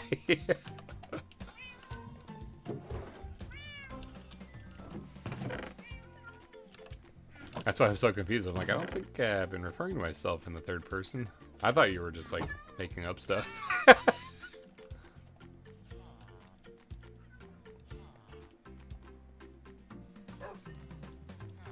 let's get all of this stuff out if I can. This is sandstone. This is sand. This is basalt. And we have more limestone. See, I'm planning a Minecraft movie based on my story. Think of Minecraft plus magic plus anime nonsense. That sounds awesome. I never do such things.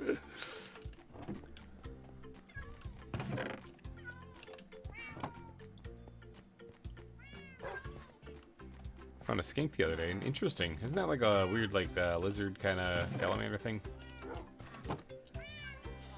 Not very familiar with skinks.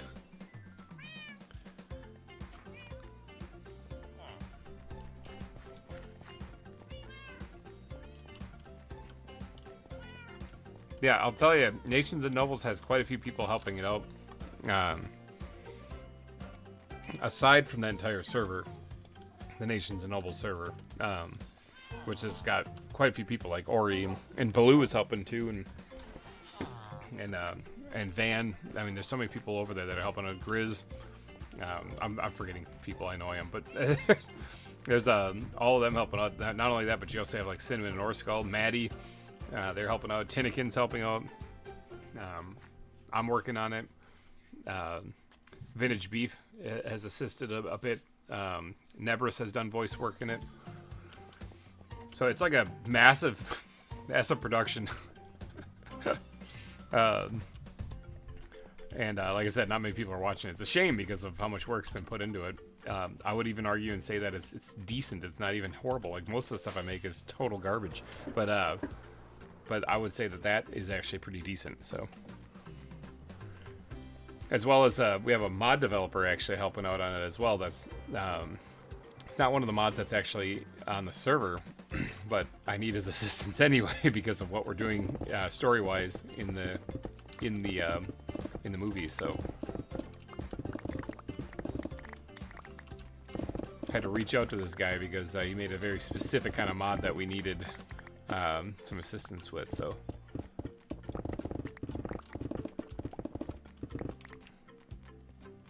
there was yep, right there.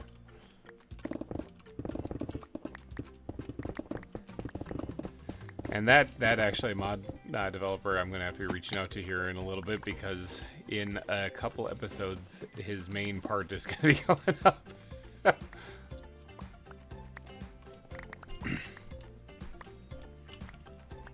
It's going to be coming up and it's going to be ridiculous. Starting to get a little too far away to jump across. There we go.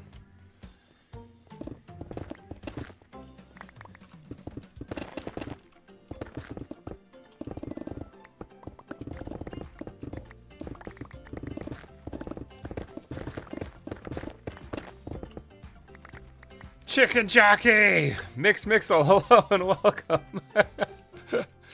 Yeah, like I've described it before. The Minecraft or a Minecraft movie isn't. Ooh, new stuff at Uncle Dave's Records. Nice, awesome. A Minecraft movie isn't a very good movie. Like objectively speaking, it's pretty bad. Like I said, I don't remember the names of really anybody in there. I don't remember the characters. It's not memorable, but it is extraordinarily fun to quote, and that's the reason why I compared it to Napoleon Dynamite. But then I found out later that the writer of Napoleon Dynamite, the writer and director of Napoleon Dynamite, was the same guy that did a Minecraft movie. So that makes a lot of sense now. That's why they're so similar. In which case, then they hired him to do exactly what he did. He did his job perfectly. But I definitely would not have hired him to do be the director of a Minecraft movie if it were me running the show, because his style is not what I would have wanted to bring to Minecraft. But it did create Minecraft and a Minecraft movie and Napoleon Dynamite. Both are movies that are a whole lot of nothing going on, and you don't really remember much of anything in it because there was nothing really happening. But it is really fun to quote. Really fun to quote. And so that's why you get things like chicken jockey. It just is. Even my kids haven't even seen a Minecraft movie, and they still are like chicken jockey.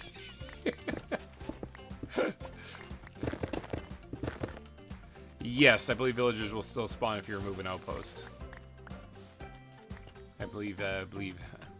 I think so.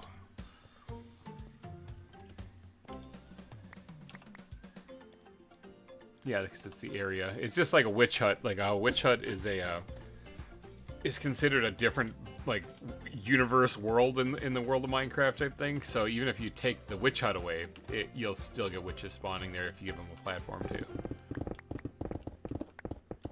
So, Henry, Natalie, Dawn, and Garrett, the Garbage Man Garrison. See, the Garbage Man was the only one I remember. I honestly didn't remember the names of the other ones at all, and I don't know who the main bad guy is either. But Donnie, hello, welcome to the stream. The funny thing is, like, I always compare that to like a movie that everyone universally basically praises. I'll compare it to like Lord of the Rings, right? Boromir, Sean Bean's character, who gets, spoiler, stabbed at or shot full of arrows at the end. Everyone remembers him as Boromir.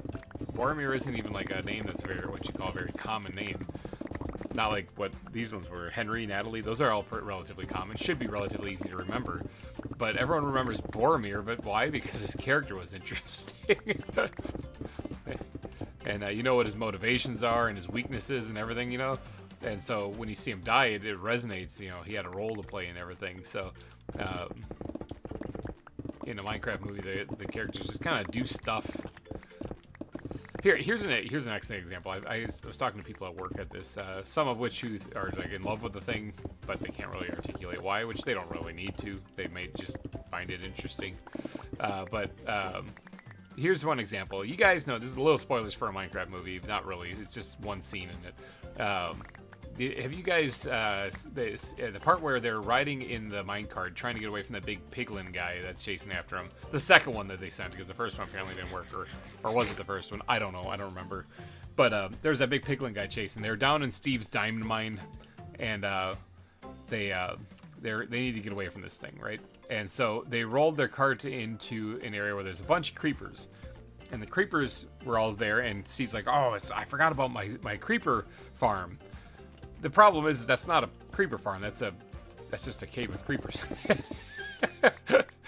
And they've fundamentally changed creepers in the movie because creepers normally would go walk up to you and kamikaze and blow up on you whenever they'd see you, right? That's how creepers behave, right? Except they don't do that in a Minecraft movie. You have to hit them first. If you don't hit them first, then they don't attack you. They're like Endermen, basically, or you have to look at them first, otherwise they don't attack you. Or iron golems or whatever, They have the same property as that for some reason, which is weird. The most iconic mob in the game, they change. Why? Why did they change it? Why not just keep it the same? You could have had the same effect, with in the opening sequence or the opening thing where they showed the first creeper, where he accidentally hit it and then it blew up. They could have just had him walk up to him and him spot it and get blown up by it on accident. It would have been fine. But they didn't. Why did they change it deliberately? Why is the question. And the answer is that scene. That's why. Because they needed to time it so that our heroes used them to blow up the piglin guy. That's why they changed him. The funny thing is that you could have absolutely made that scene work while maintaining the kind of like the laws of Minecraft and so much, and the standard of Minecraft, without changing the creepers. You could have done that much better, and it would have been heavily dependent upon our heroes to do it. So take, for example, this is just off the top of my head. Yeah, simple answer, plot. Exactly. Just off the top of my head, let's change that scene. Let's improve it. 1, don't make creepers blow up whenever you hit them. They blow up like they normally do. They sneak up on you and blow up. Have them roll into, or the scene when he's showing off all of his stuff that he's got, you know, have them showcase all the stuff, including this cool thing called the Totem of Undying. Okay? Quick explanation of what that is. You need to know this MacGuffin for later type thing. Chekhov's gun. He mentions it here because it's going to be used later. And then by the time they get to that scene, have him say, "Oh no, I must have a leak in my creeper farm. They're not supposed to be here," you know, something like that. That way it's not a creeper farm, because it's not a creeper farm. It's just a cave where all of your creepers were shot out into. And be like, nobody move. Maybe they haven't seen us, whatever. And then the pig guy comes running. You're like, oh, we gotta move, you know? And so then have the creepers come walking up like they're gonna blow us up. Have somebody, Steve probably, because he knows the world better than anyone else. Have him say, you guys gotta get out of here. Hop out, shove the cart with them into the powered rails to get that out of there, leaving himself behind, seemingly to sacrifice himself while he goes down with the piglin guy with all the creepers blowing up, right? And as it explodes, and they're all like, oh my gosh, I can't believe he actually did that. Oh, he saved us. Oh, he'll always be remembered. Have the dust settling. You can just see that totem spinning in the middle of the dust as it's clearing, and have Steve still standing there because he used the Totem of Undying, have it just dissolve then after that to keep himself alive from it. How cool would that have been? It would have looked awesome. They could have put epic music to it. It would have been great. They had the budget because they had all the Hollywood money going for it. It would have been great. But instead, they changed the creepers so that it was just easier to do it this way. But it wasn't better. It certainly wasn't better. It didn't add to anything. It took away from it. Yeah, have him use things in the game to actually get through these situations. So, okay, that would be epic. Yeah, it would have been great. They also could have had a much more of a bigger build-up to it, because I don't even remember that. I remember they sent that one dude who was like, hi, whoever, I'm going after Steve. I guess that guy was supposed to be intimidating. But the whole thing was basically played off as a joke. But that's because when they cast the director for it, he was brought on to make it a joke, and he did. He did exactly what he was cast to do. I'm not even ripping on him for it. I think he did great for what he was hired to do. So, kind of just like how they did the Willow Mansion, the 3rd floor full of loot. And I don't think that's in the game. It's not, no. But then again, the MacGuffin they were going after wasn't really... Although I think it is actually in Minecraft Dungeons. I think that was the thing for Minecraft Dungeons. I'm not too familiar with it. I never played it, so... but yeah, they did that kind of weird. I did not like the Enderman fight also. You hear Steve talk about how he almost died fighting an Enderman to get an Ender Pearl. And then this kid, who I don't remember his name, hold on, you wrote him down. It must have been Henry. Henry? He just swings an axe back and forth aimlessly, and the thing just teleports into it repeatedly and then dies. I was like, that was horrible. That was almost as bad as the Princess Leia chase scene in Obi-Wan. That one was horrible, too. I was watching like, are you kidding me? It was so bad, it snapped me out of the willful suspension of disbelief. Because there's if you guys haven't seen Obi-Wan, I don't even care if I spoil it for you, it just was a horrible show. There's a scene where some kidnappers kidnap Princess Leia, and they chase her through the woods, and they have to pretend like they can't catch a 10-year-old. And so they are sitting there slowly, like, scuffling along. It looks so lame. It's so bad. That's not even getting into the question of why is Princess Leia in a show about Obi-Wan watching Luke on Tatooine. That's because it's not about that at all. It wasn't about Obi-Wan much at all, actually. But yeah, that was a horrible, horrible scene that just made me laugh so hard when I watched it.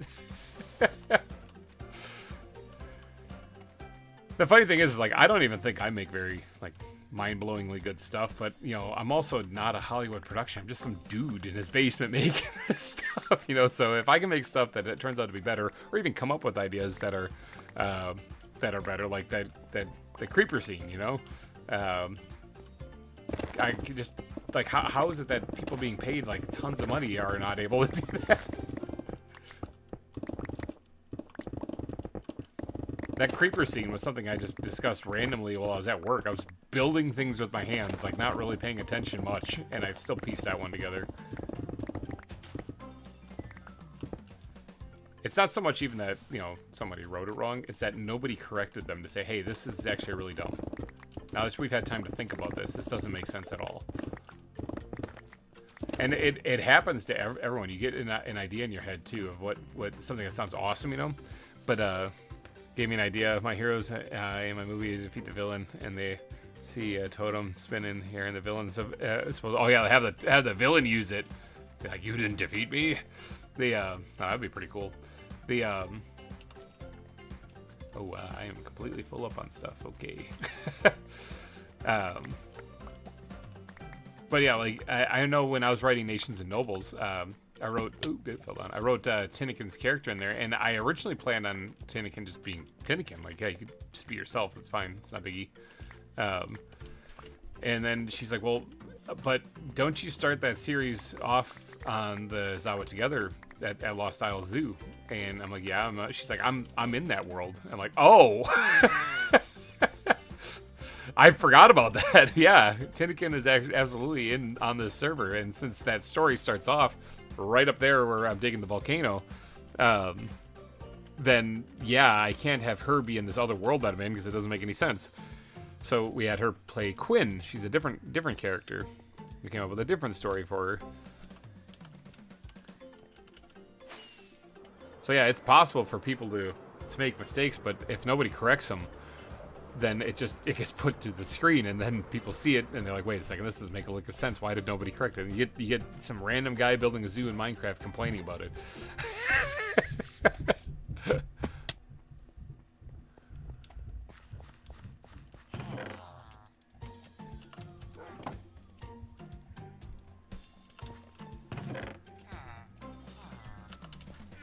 Also, I mean, the big bads, whatever her name was, the piglin lady thing in a Minecraft movie, their whole plan here was to get the MacGuffin, the Tesseract, whatever it was, so that they can power this evil tower to turn the skies black in the overworld, so that they can be there without being zombified. Okay, cool beans, you know, giant laser in the sky. It's kind of a stereotype, but whatever, it works, you know, if it ain't broke. And then so they want the Tesseract, right? They want the cube, whatever it is. And so that's what they're after. So in the first opening sequence of the film, when they capture Steve and get the cube from him, and they have absolutely everything they need to enact their evil plan, but they don't, kind of leaves me a little confused as to why didn't they. And then following that, Steve escapes. He breaks free, you know, and he walks over, or he and Dennis, his dog, go over to the Nether portal to get out of there, which the piglins can't follow because they'll be turned into zombies if they do. And instead of just going through with Dennis, he stops and rubs the cube on his armpits to get a scent on the thing, gives it to Dennis, and tells him to take it to his home in the real world so that it can be kept safe. And then Dennis goes through, and Steve stays behind and gets captured by the piglins when he didn't need to. All right, take it easy, Captain Craig. When he didn't need to, and then on top of that, the way that the evil bad guy convinces Steve to try to help her get the cube, you know, I'm going to release you so you can get the cube. Otherwise, we're going to kill your dog. She says, I got your dog, and we're going to kill him. And she shows the collar as proof we got your dog. And so he's like, all right, you know, so he's reluctantly going out and doing this. But it doesn't make any sense because he gave the dog the cube. So if they have the dog, they have the cube, and they don't need him to go get the cube. So, yeah. I don't know. The movie was horrible. It was a really bad movie, but it's fun to quote. It was a lot of fun because it was fun to quote. So, and now they even have a song from it in the game now in the latest version, which again I think is good. I think it's fine. I think it's all fine. It's good. I'm not even ripping on for that. But as far as like a good story, it was horrible. Napoleon Dynamite was the same way. There wasn't a single bit of plot in that until like the last 15 minutes, and it was his friend running for president in the school president, and then he did a little dance at some thing trying to get people to vote for him, and everyone thought it was really good, and that was it. The first hour and 20 minutes of that movie you could probably just skip because there's nothing that happens in it. They barely get around to even introducing the characters, so. Sorry, movies are my thing. If you watch these live streams before, you know that you guys get me going on like either Marvel or some superhero stuff or movies or whatever. And I just go. I'm like the Energizer Bunny. But it also works out really well for me because I kind of forget that I'm sitting here digging out of Volcano and time just blows by really fast. So thank you for getting me on these tangents.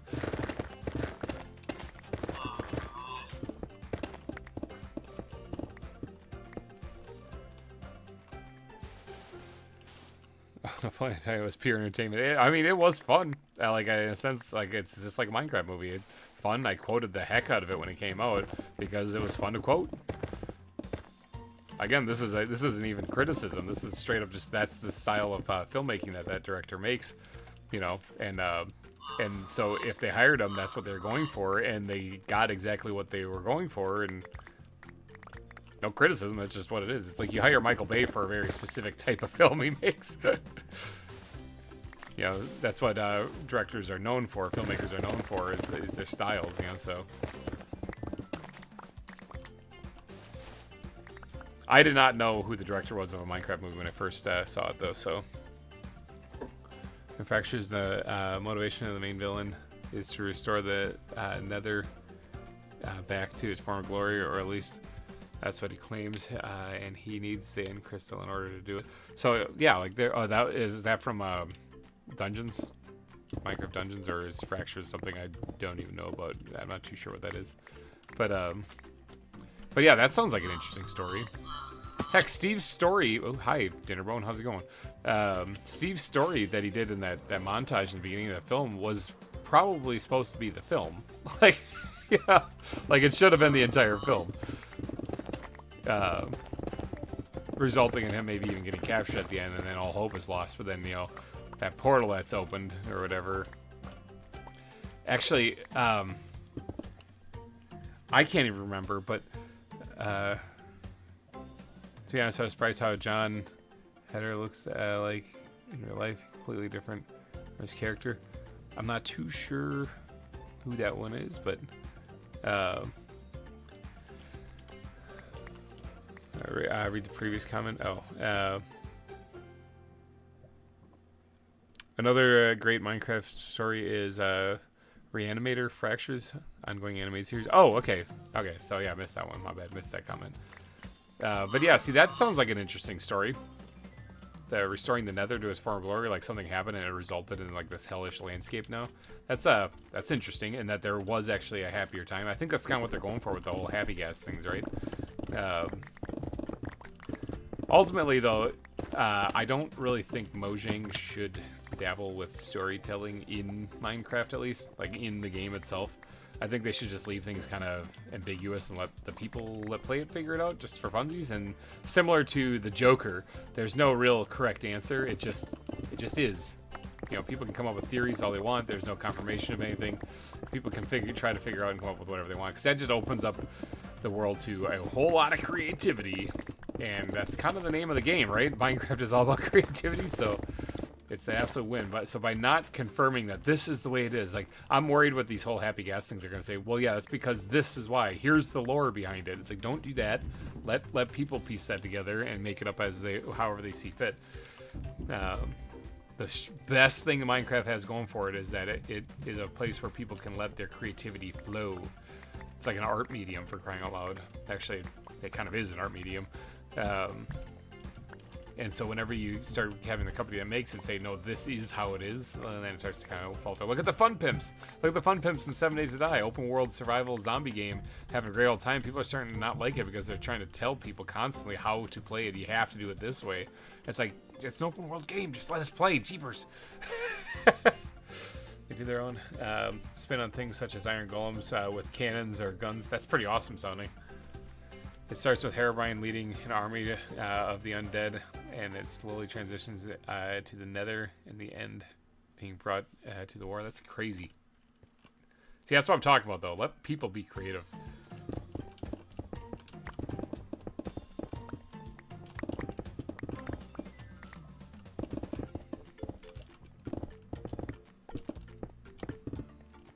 Boop, boop, there's something here. We have something here. I don't know which one it is, but it might be a stone block. It might be... Oh, it's right here somewhere. Is it low? It's not low, so it's one above it. Watch, if I click this and then... Pink right there, there it is. Stone block. Another stupid thing is why the heck did Henry see visions when he looked into the Enderman? It was also never resolved. Yeah, the Enderman apparently showing him terrible things, or I don't even know if they're terrible. He was just showing him scary things, I guess. They could do an interesting thing with it because you know, everyone kind of gets freaked out when they see the Enderman. But it's based off the Slender Man, you know, so they could have done something with that maybe. But ultimately, like, I don't mind it being like something that induces fear when he sees it and whatnot, or when he gazes into the Enderman's eyes, because you're not really supposed to do that. He could even have a whole lot of things going through his head, but you're right about it didn't really do anything. Like, they didn't, like, what was the point of it?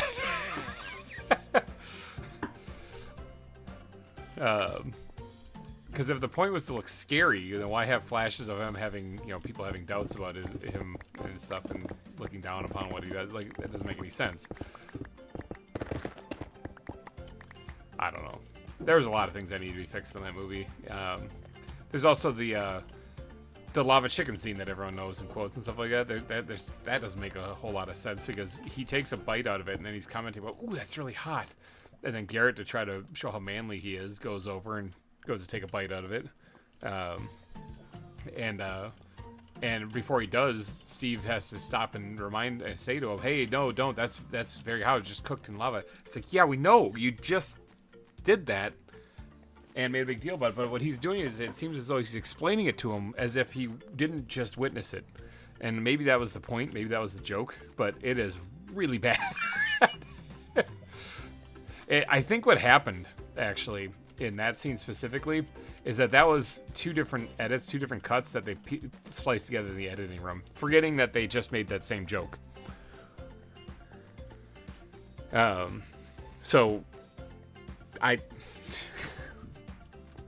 he's explaining as if he hadn't just done it himself. And I think that it was literally two different versions that they kind of pieced together to create that. Oh, my pickaxe is looking rough. I gotta go repair it again, jeepers.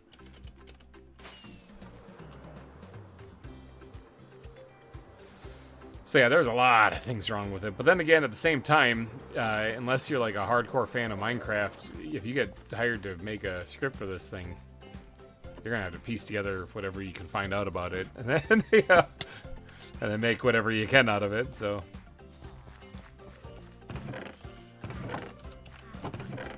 The worst part, the thing that kind of bothers me, because making a stupid movie doesn't bother me, but making a stupid movie that's really successful kind of does, because people didn't go see a Minecraft movie because it was a really good movie.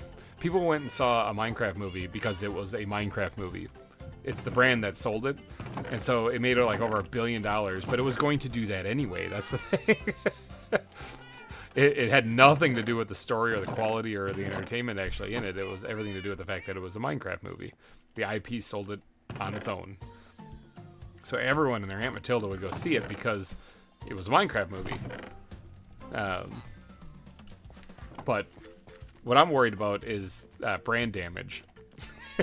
So you're like, well, how's it damaging? It made a ton of money. It's like, well, no, it made a ton of money. Again, not because it was a good movie, but because it was Minecraft. The brand carried that movie, not the other way around. So if that's the case, then if they make another movie and it is just as equally stupid, basically, then I'm worried that people are going to catch on to that these movies are just stupid. And either they're going to have to sell that, which they could. You could sell it on its stupidity, actually. or they're going to have to course correct. But either way, it's going to add turmoil. So basically, they made $1 billion, and I don't think they should make a sequel. I think they should just kind of ride whatever little things they can get out of this and then go back to focusing on the game. But Hollywood is predictable, and one thing you can predict is that if it made money, there'll be a sequel. So, yeah, Nostalgia didn't even...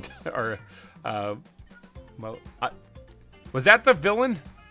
Malgosha. Was that the villain's name? She did die, I thought. She just kind of fell over, zombified or something like that.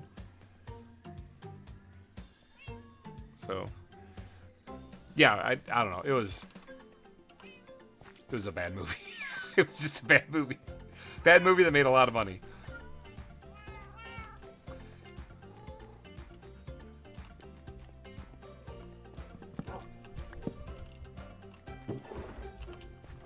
Basically, movies, if they're based off an... Oh, I'm trying to repair my pickaxe. If they're based off of an IP that is popular, they will be popular. The movie will be regardless of how good they are. Yeah, it was. Okay. Well, see, there's me there.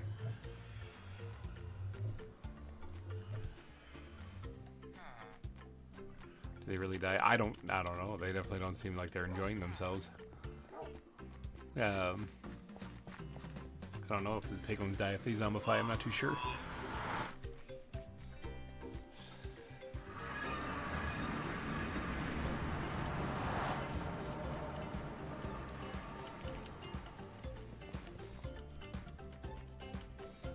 Yeah, Steve taking out the piglin guy with all the creepers and using a Totem of Undying to survive it would have been an epic way to handle that, and also would have been an excellent example of our excellent example of our characters actually solving the problem rather than just blind luck, I guess.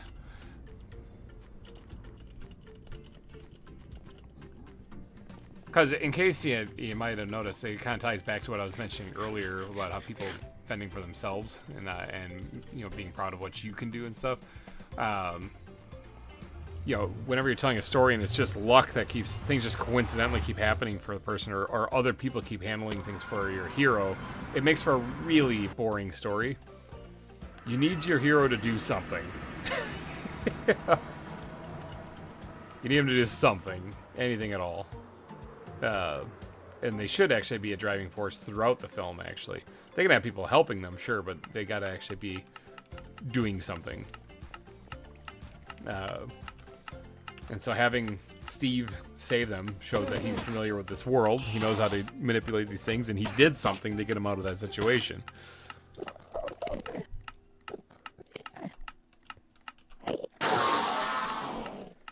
So, yeah. And I have no idea why Stifler's mom was in the movie. I guess she was there just to hit people with her cheap Grand Cherokee.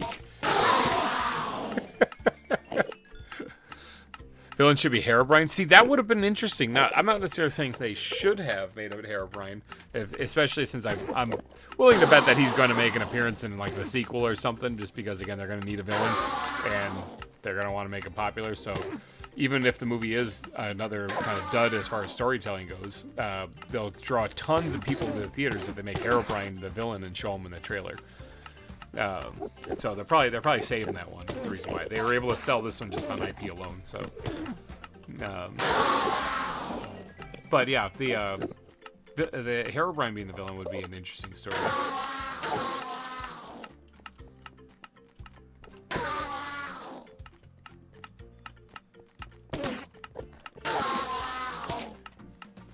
But yeah, here, let's call it right now. So Minecraft movie will definitely get a sequel because it made so much money, right? And as a result, I'm predicting that Herobrine will be in the sequel. There we go. Let's see if that's right. Maybe I'm not Nostradamus, but whatever. I'll see if I can get it.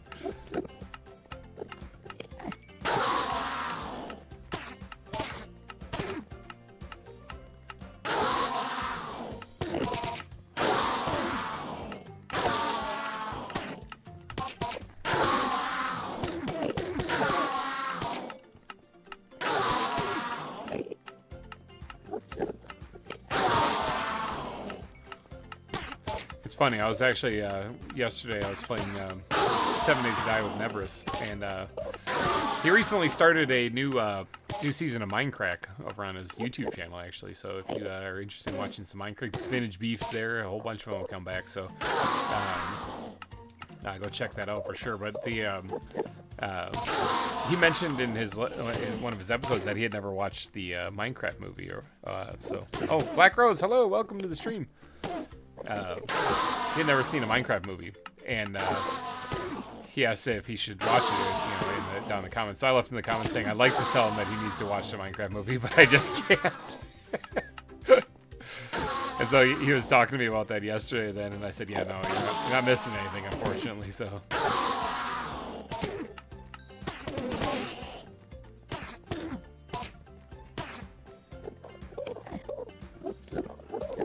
Yeah, isn't gonna help her in a real fight. Natalie's whole fighting arc, the whole self-defense class thing like that, was funny because it's not alluded to other than when she's in the Minecraft world when she has to take up arms.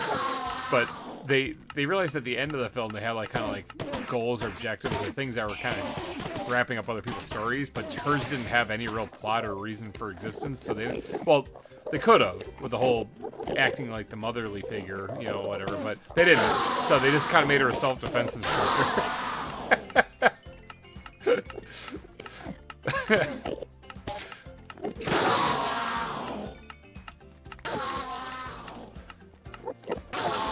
Yeah, they're like, oh, we don't have any way to wrap up a story for her because we don't really have one for her. Oh, crap.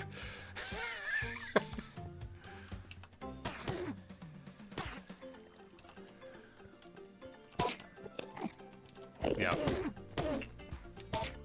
I don't know. Movie could have been better. Definitely wasn't, but it made a lot of sense.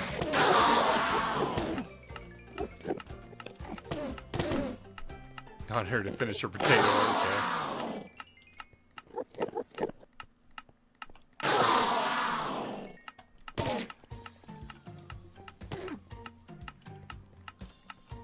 Oh yeah, there's also the potato arc. So she's at that meeting in the beginning, right?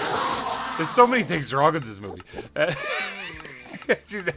She's at the meeting, right? And while at the meeting, the potato mascot on the building gets blasted by the jetpack that her brother made, right? From the school, because those jerks malfunctioned something on it because they cut a wire or something, right? All right. Then when she's home and she can't find her brother, she hasn't seen him yet. They ask the lady, the hold on, what was her name? She's on here. She was on here before. Hold on, I'll find it. Hold on, guys, I can't remember her name from the movie. Oh, there it was. Dawn. They asked Dawn, the realtor lady. She asked her. He says, "I can't find her, whatever," and it'd be like, "I thought he would still be in detention after blowing up the whatever like that." How does she know that? She's not a student. She doesn't go there. How does she know that? How does she know he'd be in detention at all? How does she know that the authorities weren't called? How does she know, how does she know that? That doesn't make a lick of sense how she knows that. And then she uses an app on her phone to find. Hold on, I'll get it. Hold on, wait, I'll get it. Henry. She uses she uses an app on her phone to find Henry, this kid's brother. This realtor lady pulls up an app on her phone to find this kid. Aside from the scariness of that, how? Either the realtor has a way of tracking Henry, by a weird implant thing, or the realtor has a way of tracking Henry's phone. Either way, why does the realtor have a way of doing that? I would be calling the police. That's scary. And also when they say, yeah, it's just across town, apparently that cross town had a different weather system, because when they left their house, it was sunny. When they got to the mines, it was overcast.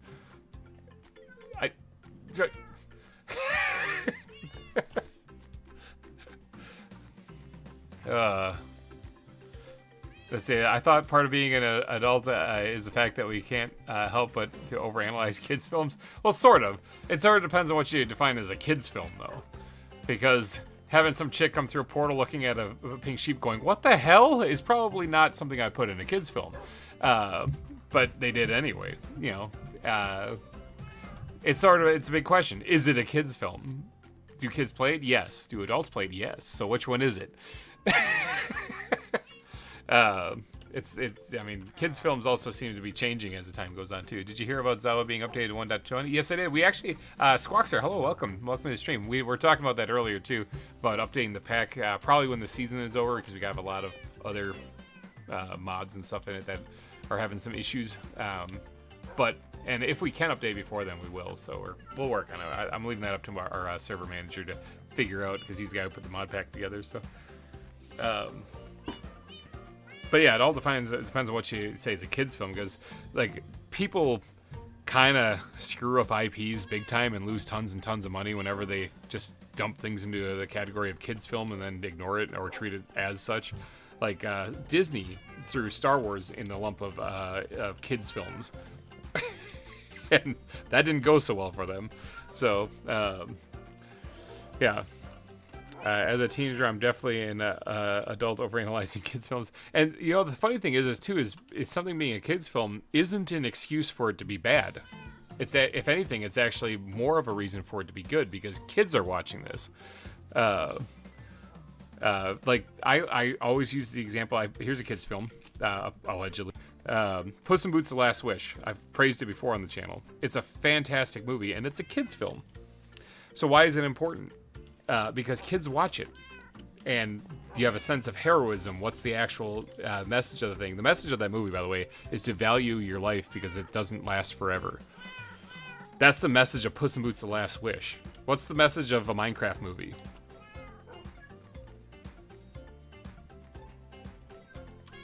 I don't actually know. There isn't one, as far as I can tell.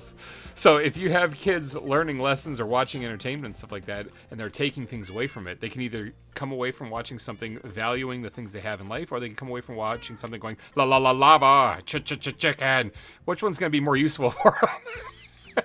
So no, kids films do not get a pass. They cannot be garbage. And yes, adults get to overanalyze them because adults are raising the kids. So they're the ones with the money that pay for it. So yeah, I don't like that excuse of, oh, it's a kid's film, you're just overanalyzing it. It's my money! My kids are that I'm spending on it. So yeah, I went and saw a Minecraft movie because I was actually kind of worried that it was going to be a kind of a brain rot film, you know? And it was, so I didn't have my kids see it. I didn't have my kids see it. I told my wife, don't worry about it. It's not good. Just go play the game. You'll have more fun. And then we went on about our merry life. Is written like an 8-year-old Minecraft player created? Yes, that's very much so, yeah. It is very much written like that. Where stuff is just kind of happening, sort of, but it doesn't make much sense. Because again, like I said, the whole movie could have been skipped if the bad guys just did their skybeam thing right off the bat when they had everything they needed to. I don't know. It also aggravates me because I do enjoy. You guys might have noticed this, but I enjoy Minecraft. I like playing this. I play it kind of frequently, and whenever you have something that you enjoy, you'd like to see something like a movie being made about it be made well, because it would be really cool. But when it isn't, you're like, well, that sucked.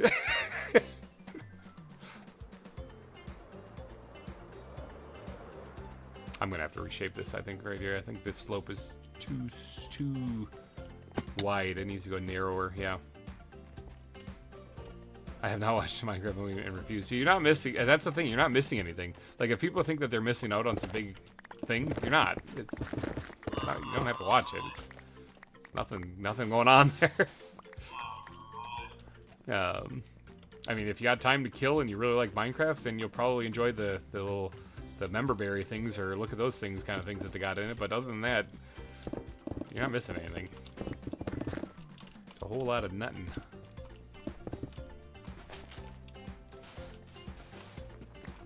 And Purple, I think you'd probably understand them probably best here since you're working on writing a script and stuff.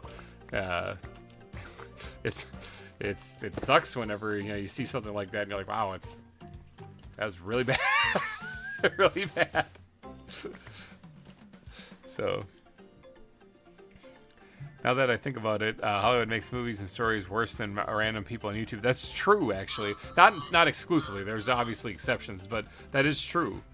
There are some incredibly good, some incredibly good movies that can still be produced. Like I said, I pointed out Puss in Boots because we're in the kids categories, but yeah, there's great movies that can be made. Even like I know like Disney gets kind of a bad rap these days because they seem to be dropping the ball on almost everything that they make. But but they can do it. They can absolutely do it. I point out Onward before the whole pandemic hit. Onward was hitting theaters right around the same time, and they had to pull it and put it on Disney Plus. Not many people even got around to watching it. But that movie is fantastic. That is ridiculously good. And so Disney Pixar made that one. And it's incredible. I know they just had one that just came out recently, Elio or something like that, that didn't do so well in the box office. You know, they can do the good thing, but again, what's the point of the story? Why are people watching it? Is it just a brain rot, or is it because they're getting something out of it? In the case of Onward, the point of that again was, you know, appreciate the things that are right in front of you, because sometimes the things that you want most are right in front of you. So, yeah, there's fantastic ways to tell stories, and IPs that I actually care about. I would love it if they would, you know, do them correctly. But if they don't, they don't. And that's just the way it is, and it's just another missed opportunity.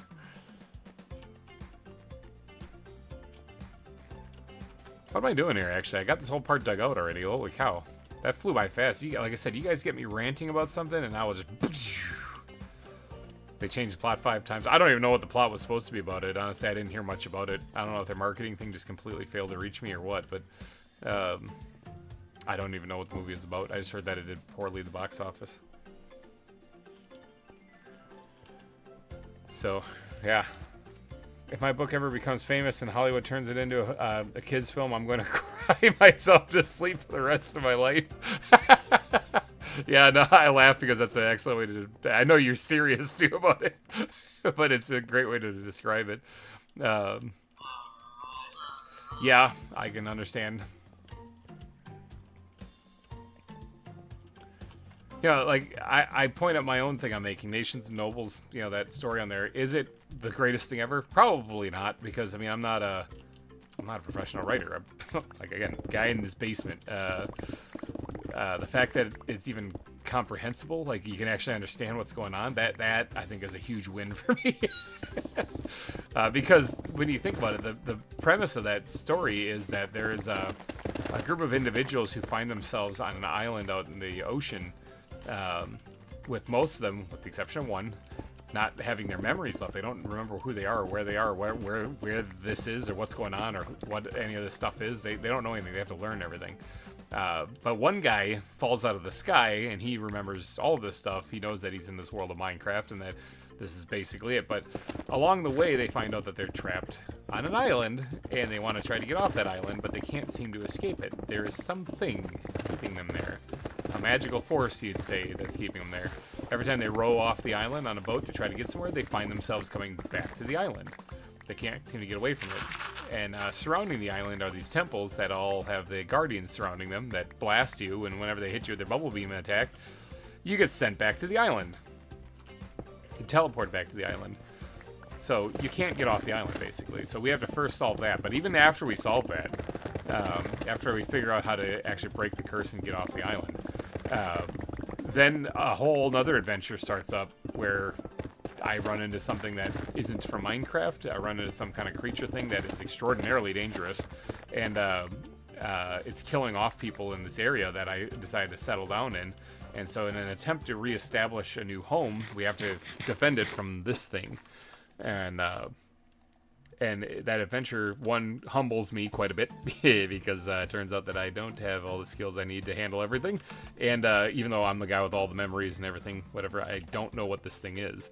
I meet people along the way that have to help me through this. And the other people from the island even have come into play into helping me with this conflict with this monster. It all culminates, though, with a continuation of the story from Season 1 of Nations and Nobles, which I was not in. But the events of Season 1 play a massive role in how this is all going to get wrapped up. So anyone who's fans of Nations and Nobles who enjoyed watching that crew do that in the season 1, you're gonna lose your mind when you see, when you see the finale of what I got coming. So, and it's basically an interdimensional traveler who finds himself on a crazy adventure where he doesn't know what he's up against. That's a good way to just really briefly sum it up. All right, take it easy, Cinnamon.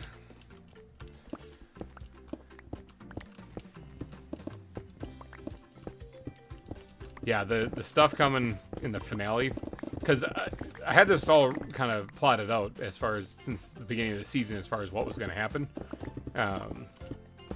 And the finale of this thing, I had to create a story that was about my character, but it was connected to Nations and Nobles. And there was an entire team over there that was supposed to be working on like the overall story of the server. But they didn't really give us anything, so I was reaching out to Ori and I was asking her, I was like, hey, you mind if I just kind of like grab the reins on this thing and just kind of go? Because I haven't got anything from the story team yet, you know, as far as what we're going to be doing, you know, what's the point of all this? Because the overarching story from season 1 was the books of power and them being destroyed, them finding them and them being destroyed. And didn't matter whose episode you're watching, that was kind of a thing that was happening, you know? So I was asking, can I take the reins to kind of be like the lead story for the server now, you know? And she said go for it, and so I'm kind of steering the ship right now as far as what the overall story is going to be for this season. And it should be a doozy at the end of it. And yes, I'm still handling my monster thing, but there are actually 2 stories in tandem running alongside each other. There's me with the monster, and then there's the Nations and Nobles stuff.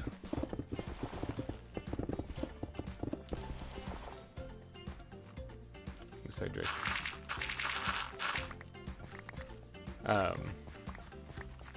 And yeah, the Nations and Nobles stuff is going to be nuts. I've been using them in tandem, meaning like they're going alongside each other, but the story beats are actually intertwined. So the things that are regarding one part of the story are affecting the other one as well. So it's not just 2 separate stories that feel vastly different. You feel when you watch that stuff, it should seem like you're watching just one story, but there's actually 2 going on.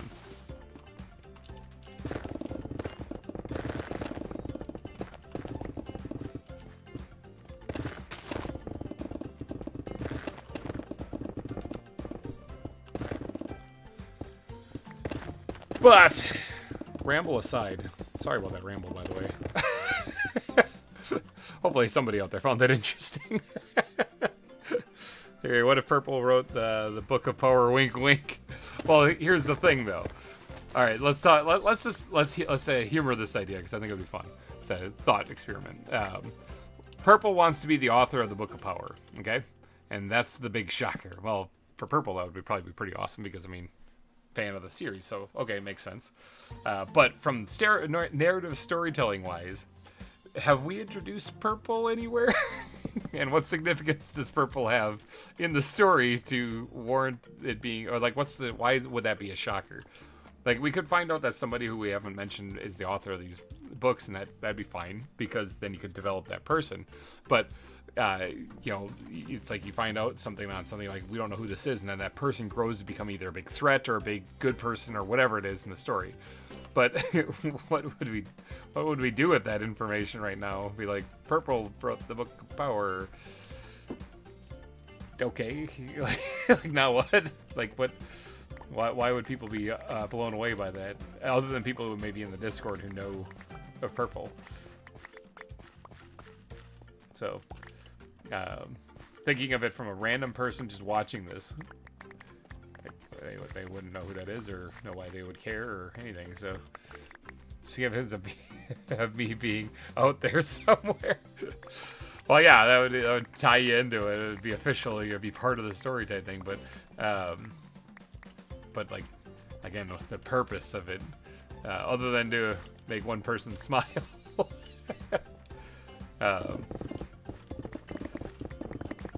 Like, there's been quite a few obstacles with making Nations and Nobles. Quite a few people have dropped out.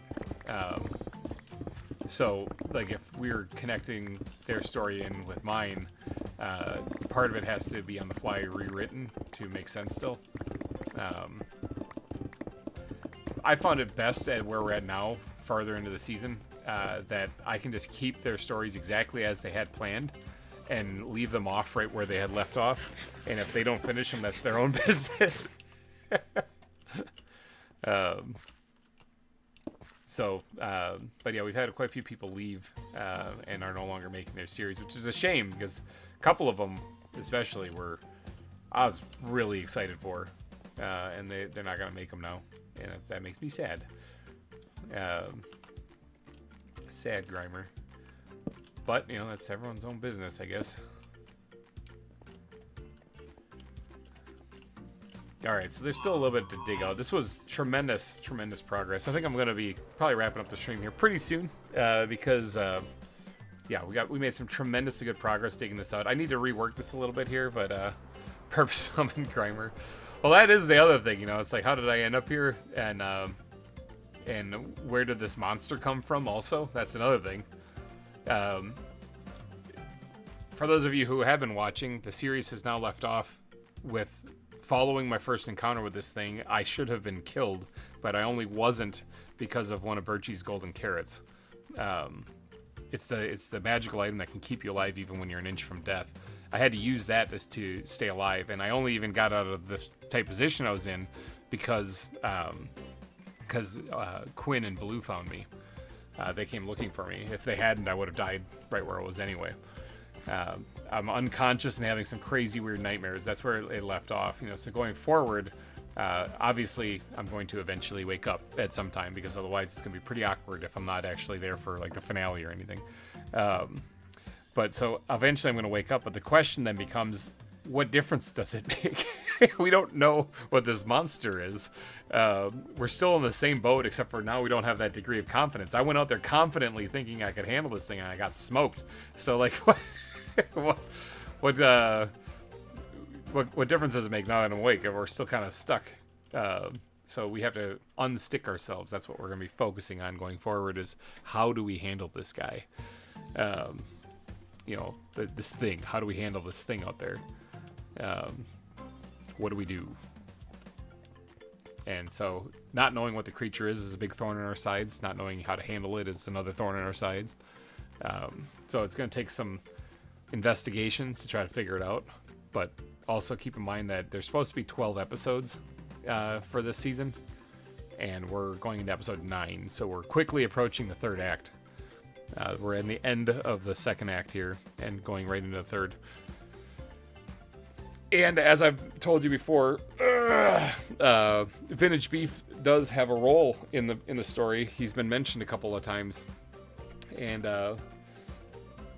voila, he hasn't actually made an appearance yet. So you can bet your butt in the next 4 episodes that somewhere along the line, VintageBeef will make an appearance. It's a mutated deer that was brought over from ZAWA. Bet that actually pretty crazy stuff. Who knows? That might be it. That would be bonkers wild. But yeah, I don't know. I don't think the deer was up here when I got blown up, though. That's the thing. But the funny thing is like, it all started right up here. I can actually get up here a lot faster. I have the ability. It started like somewhere right here. I was digging the volcano like right here. And I got blown up by a pocket full of volcanic gas. And I somehow fell out of the sky and landed in that world instead. So, I mean, the moose in this pack are pretty aggressive. Exactly. Exactly.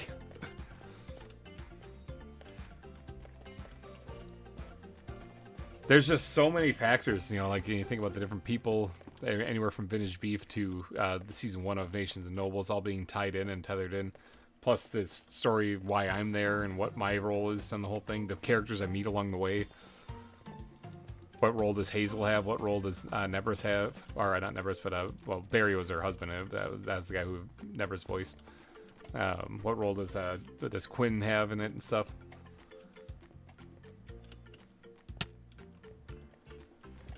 Because one thing you'd never do is waste your audience time. So if I'm showing you stuff, it's important. I'm kicking myself. There's some things I wish I would have set up correctly a little bit earlier, but I didn't. But it's all getting in there in the end.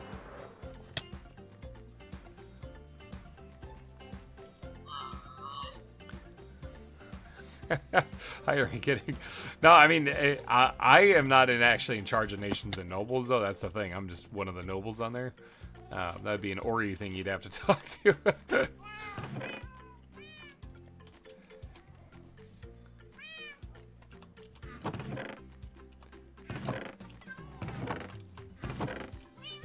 I am really hoping that the people who are watching it, there's only about 100 of you out there, but the people that are watching it, I hope they really enjoy the finale of the season. I hope they really get a kick out of it. It's been a long time coming. In fact, like I said, I've been kind of slacking a little bit because of outside influences, real life things, kids breaking collarbones and stuff. So it's been a distracting couple months here, but finally getting back at it here.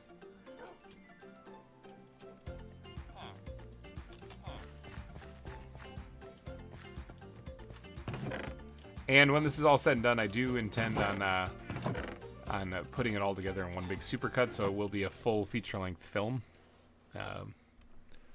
Isn't that bad, though? GReimer came from the ZAWA, and that monster could have come from there. Makes sense, since ZAWA has animals, it's not normally in Minecraft. That's true. She's spitting facts. That's actually, all that stuff is true. It's a solid theory. That is a solid theory. It could have been. This next episode might punch holes in that.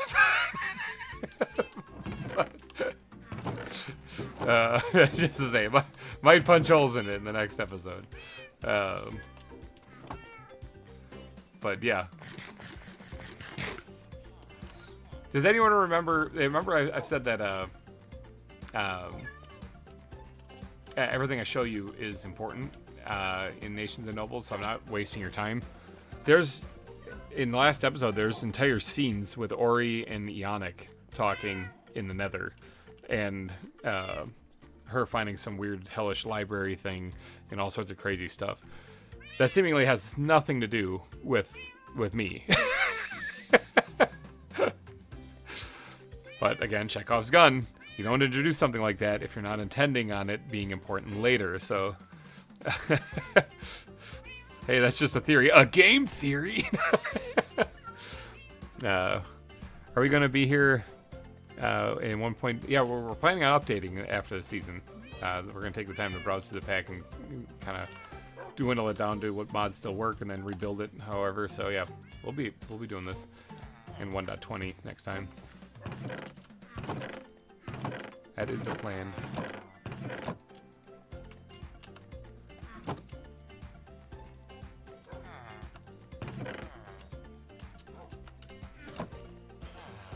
But yeah, they that whole script writing thing, that's not even my cup of tea. I don't usually do that, so been outside my comfort zone trying to get this thing to work. But it's not only writing a script, but I have to write something that I can actually make.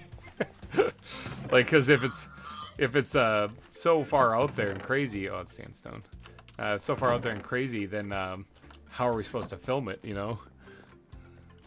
Like when I was writing the part in episode 3 where I talked about a magical force in the sky, like flickering, I'm sitting there like, I don't actually know how I'm going to make that, but I'll figure that out later.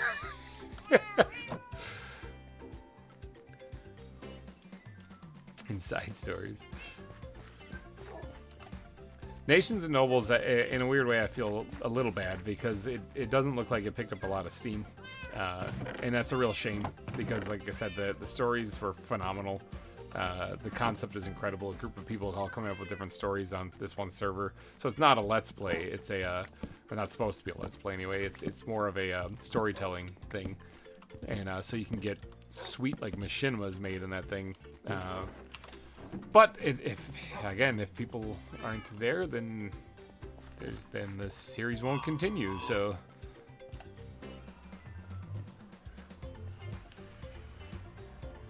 So yeah, if there's not any demand, if people didn't enjoy the story, I mean, maybe it's just a flop. Could also just be a flop. Could also just be a flop. So if that be the case, then that's the case. It just isn't a good thing anymore. But this season will finish. I will absolutely get this one finished somehow. Like I said, the episode 11 is really going to be a tricky one to film. Just like how I said when I wrote the part about how the force field is flickering in the sky, the magical force field is flickering in the sky. I didn't know how I was going to make that. Episode 11, I don't know how I'm going to make most of it. I have an idea, and I'm hoping that works.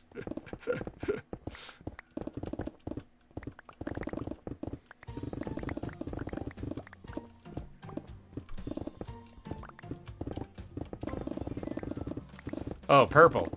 Since you've watched Nations and Nobles, do you recall in the Books of Power, in those 2 books, they referred to an item as being an enigmatic that it was basically the source of ultimate power.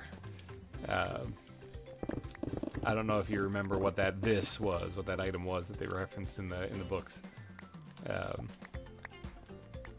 But if you do remember what it is, and you think about how my story's going, there might be part of it that you go, no.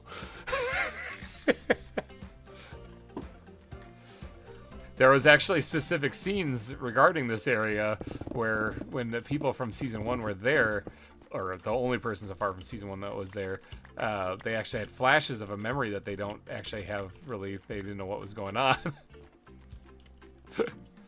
Some place they said, this place feels strangely familiar.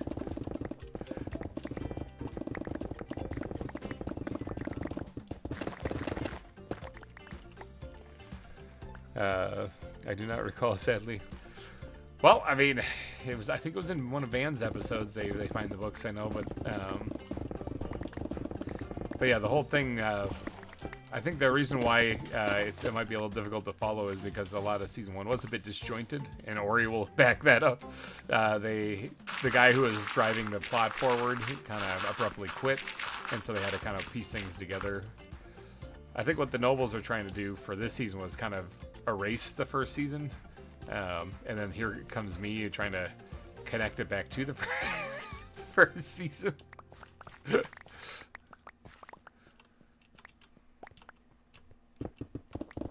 But yeah, we'll see.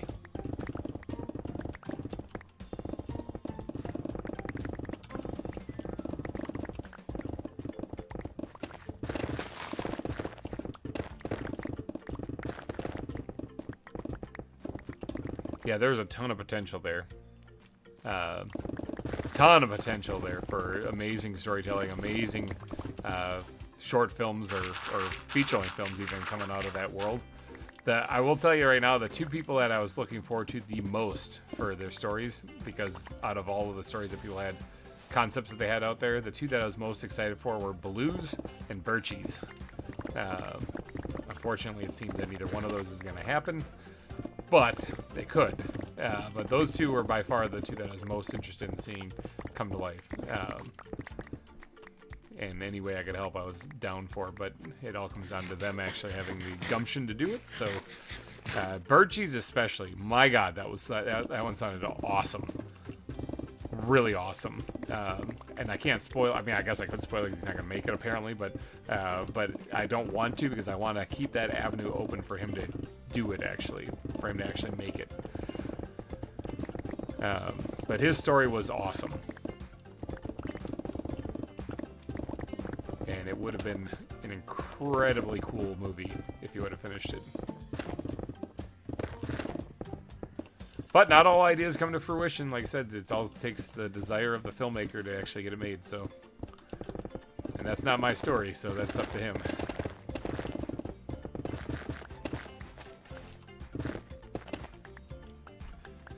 Tell you the story of how I became the greatest adventurer. Exactly. Baloo's was definitely a fun one. It was definitely a fun one that he had planned out, and I actually kind of, there's part of me that hopes he just kind of comes back, like he takes a hiatus and comes back and finishes it, because it would have been fun. I even got him help. There's even people on the server that are there specifically to help him with it, because it might take a little bit of help, might take some assistance, but as of right now, that production is paused, so Baloo is still obviously a character, though, because he's still in mine.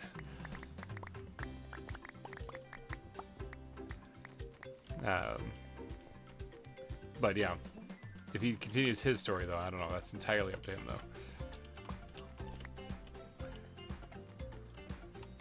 But yeah, did I tell you of how I became the greatest adventurer? Exactly. Like, God, like just because he's talking to the kid in his episodes. He's talking to the kid that's laying in bed, telling him about how he became the greatest adventurer. And yeah, I can't spoil it, but it's so good. There should be like, then there's Purple Story. Let me tell you a story about how this world freaking sucks. Well, people, when we were talking, because we used to have meetings in Nations Nobles back when people were still gung-ho to do it, it would seem that, about, you know, where's your story going, how things going with all that stuff and whatever, you know, and what are you planning on doing? And everyone always called mine, like, the depressing downer story, because it was more gritty, more darker than everyone else's. I mean, I got a monster in the woods eating people in my story. That's not something that they have, you know? So, yeah, ran into that. But as I mentioned earlier, I'm going to be wrapping up the stream here pretty soon. Probably in about another 5 minutes or so. We'll make it go a good 5-hour stream here. 5, 4, 3, 2, well, no, 3-hour stream. Sorry, I forgot we started at 1. I do have to take my kids out to go get some pizza today, so, and plus, like, I've eaten a half of a Pop-Tart all day today, so I should probably eat more. But before I wrap things up, though, I do want to give a little flyby of the island here, so you guys can see the volcanoes emerging out of there. Been doing a lot of work on those lately. Gotta get a lot more done for sure. I'll keep grinding out at this, even in between live streams and episodes. Big shout out, though, to these fine individuals over here. We got Peter being the top super chat, actually. If you're wondering, these people right here are all people who have done super chats during these live streams. They get their name added to the billboard of sponsors. So big shout out to Peter, Todd, Tinnikin, Inkle, Captain Craig, Kithron, Cinnamon, yeah, shout out to Cinnamon, Emperor Ditto, Nickel Plays, Corey Kipe, Corey, sorry. Corey, he also is my neighbor. He has a zoo right here that he isn't working on at the moment, but he occasionally pops back in and knocks out a couple more bits of it. It's sporadic, but he still keeps coming back to it. Corey, get back on here, make your suit. It's looking good so far, I like it. Fanny, Diamond in the Rough, Big Blue, HG Plays, Mika Hunter, Mr. Bubbles, Mickey, Ace Yotter, and Black Rose. Thank you all so much for your super chats. Even like $1 will get you on that type thing. So thank you so much for your super chats. And of course, Peter with the top super chat, $250. Top super chat. We'll be able to determine whether we do a ZAWA Season 4 or a Jurassic Craft Season 1. That's the plan. So far, I think Peter and everyone else who is racing him for this all sided with the Jurassic Craft thing. They like that idea a lot better. So if you disagree with that and you want to see more ZAWA, though, after this season, you got to beat Peter. So, but yeah, big shout out to you guys who have done super chats during these things. I need my name on. I need my name on that wall. Well, like I said, a super chat of any amount. It doesn't matter if it's $1 or if it's $251 or $250.01 because that would top Peter. And yes, people have done that. They have actually topped the top super chat by 1 penny before, but it technically still counts. Yeah, they have that's how you do it. You get on the billboard of sponsors by being a sponsor of the zoo. It's just like an actual zoo, you know. You buy a brick or whatever, and they put your name on it. So, but yeah, I am going to be wrapping things up here pretty soon. What time is it anyway? I thought it was almost 4. Yeah, it's almost 4. So what do you guys think? Do you think the zoo's coming along nicely? Do you think it's starting to look kind of like a big volcano now? I mean, does this look more like a volcano than it does on the map? That's for sure. Yeah, I like the cracks you can see in the caldera too, because it's like sealed over. But it's getting warm. Yep, this is looking like a nice cone shaped here. So it looks like we did a pretty good job there. I do have to dig this down a little bit further and work this into the landscape. Maybe. It's Minecraft. You can do whatever you want. So I could actually keep this going and have actually a tunnel carved through to meet up with this here, which wouldn't be a bad idea. I'll think about that. That would require a lot more building though, which I'm not too sure I got time for, so I might have to just trim it back instead. But yeah, the dual volcanoes are coming into existence. I still have to do the broken caldera for here, so this is gonna be like shattered and sinking down on one side. So yeah, my stories tend to be dark and bloody, if not for kids. Hollywood. Wink, wink, nudge, nudge. Hollywood, if you're listening, don't adapt them for kids. But yeah, there's the entire eastern side over here I gotta do as well. All of the stuff I did over here, I have to do over here still. So I really do have to be grinding out on the landscaping. So I expect there to be more live streams from ZAWA rather than episodes, because I have to focus on this stuff, like what we did today. Taking out a huge chunk of the volcano was massive. I think next live stream that I do, I'm going to focus on redefining the shoreline to the south here, redoing this entire southern part. As far as getting the shoreline put in, the path carved in that's going along these exhibits, and then seeing what spots I have available here to put exhibits tucked up against the mountain, like the panda exhibit, but you know, over here. Because I've been basically steering clear of that. You can see it all over here because I don't know how the edge of the volcano is going to look. And even over here I did as well. I stayed back a little bit, knowing that I was going to carve back a lot of this. That's why you don't see. There are some that are tucked in right here, but they're like enclosures that are inside the volcano. Plus, there's also the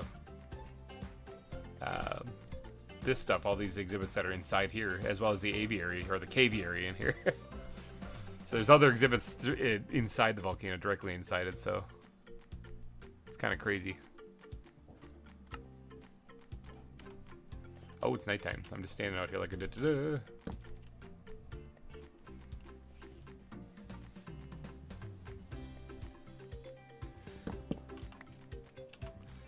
Who's all left on? Orskull? Orskull's still here. So, yep, I think we're going to get going, though. So, if you did enjoy the live stream, please be sure to hit that like button. It looks like we got to 20 likes. Wow, that's awesome. That's good stuff. And again, big shout out and thank you to everybody who's done super chats during these live streams. Big help. You'll be forever immortalized here at the zoo. And when this is all done, we'll definitely be putting this out as a world download, so people can get it. I think I did that for season 2 as well, so people can get it and then they can tour the zoo all they want. But yeah, I think we're going to be wrapping things up. So leave a like if you have it in your heart to do so, and if you enjoyed the stream. And have yourself a good rest of your weekend. It's coming to an end, so prepare yourself. Monday is coming. So, alrighty, guys, I'm going to get out of here. Thank you guys so much for watching. I'll see you guys next time. Oh, big old stretch.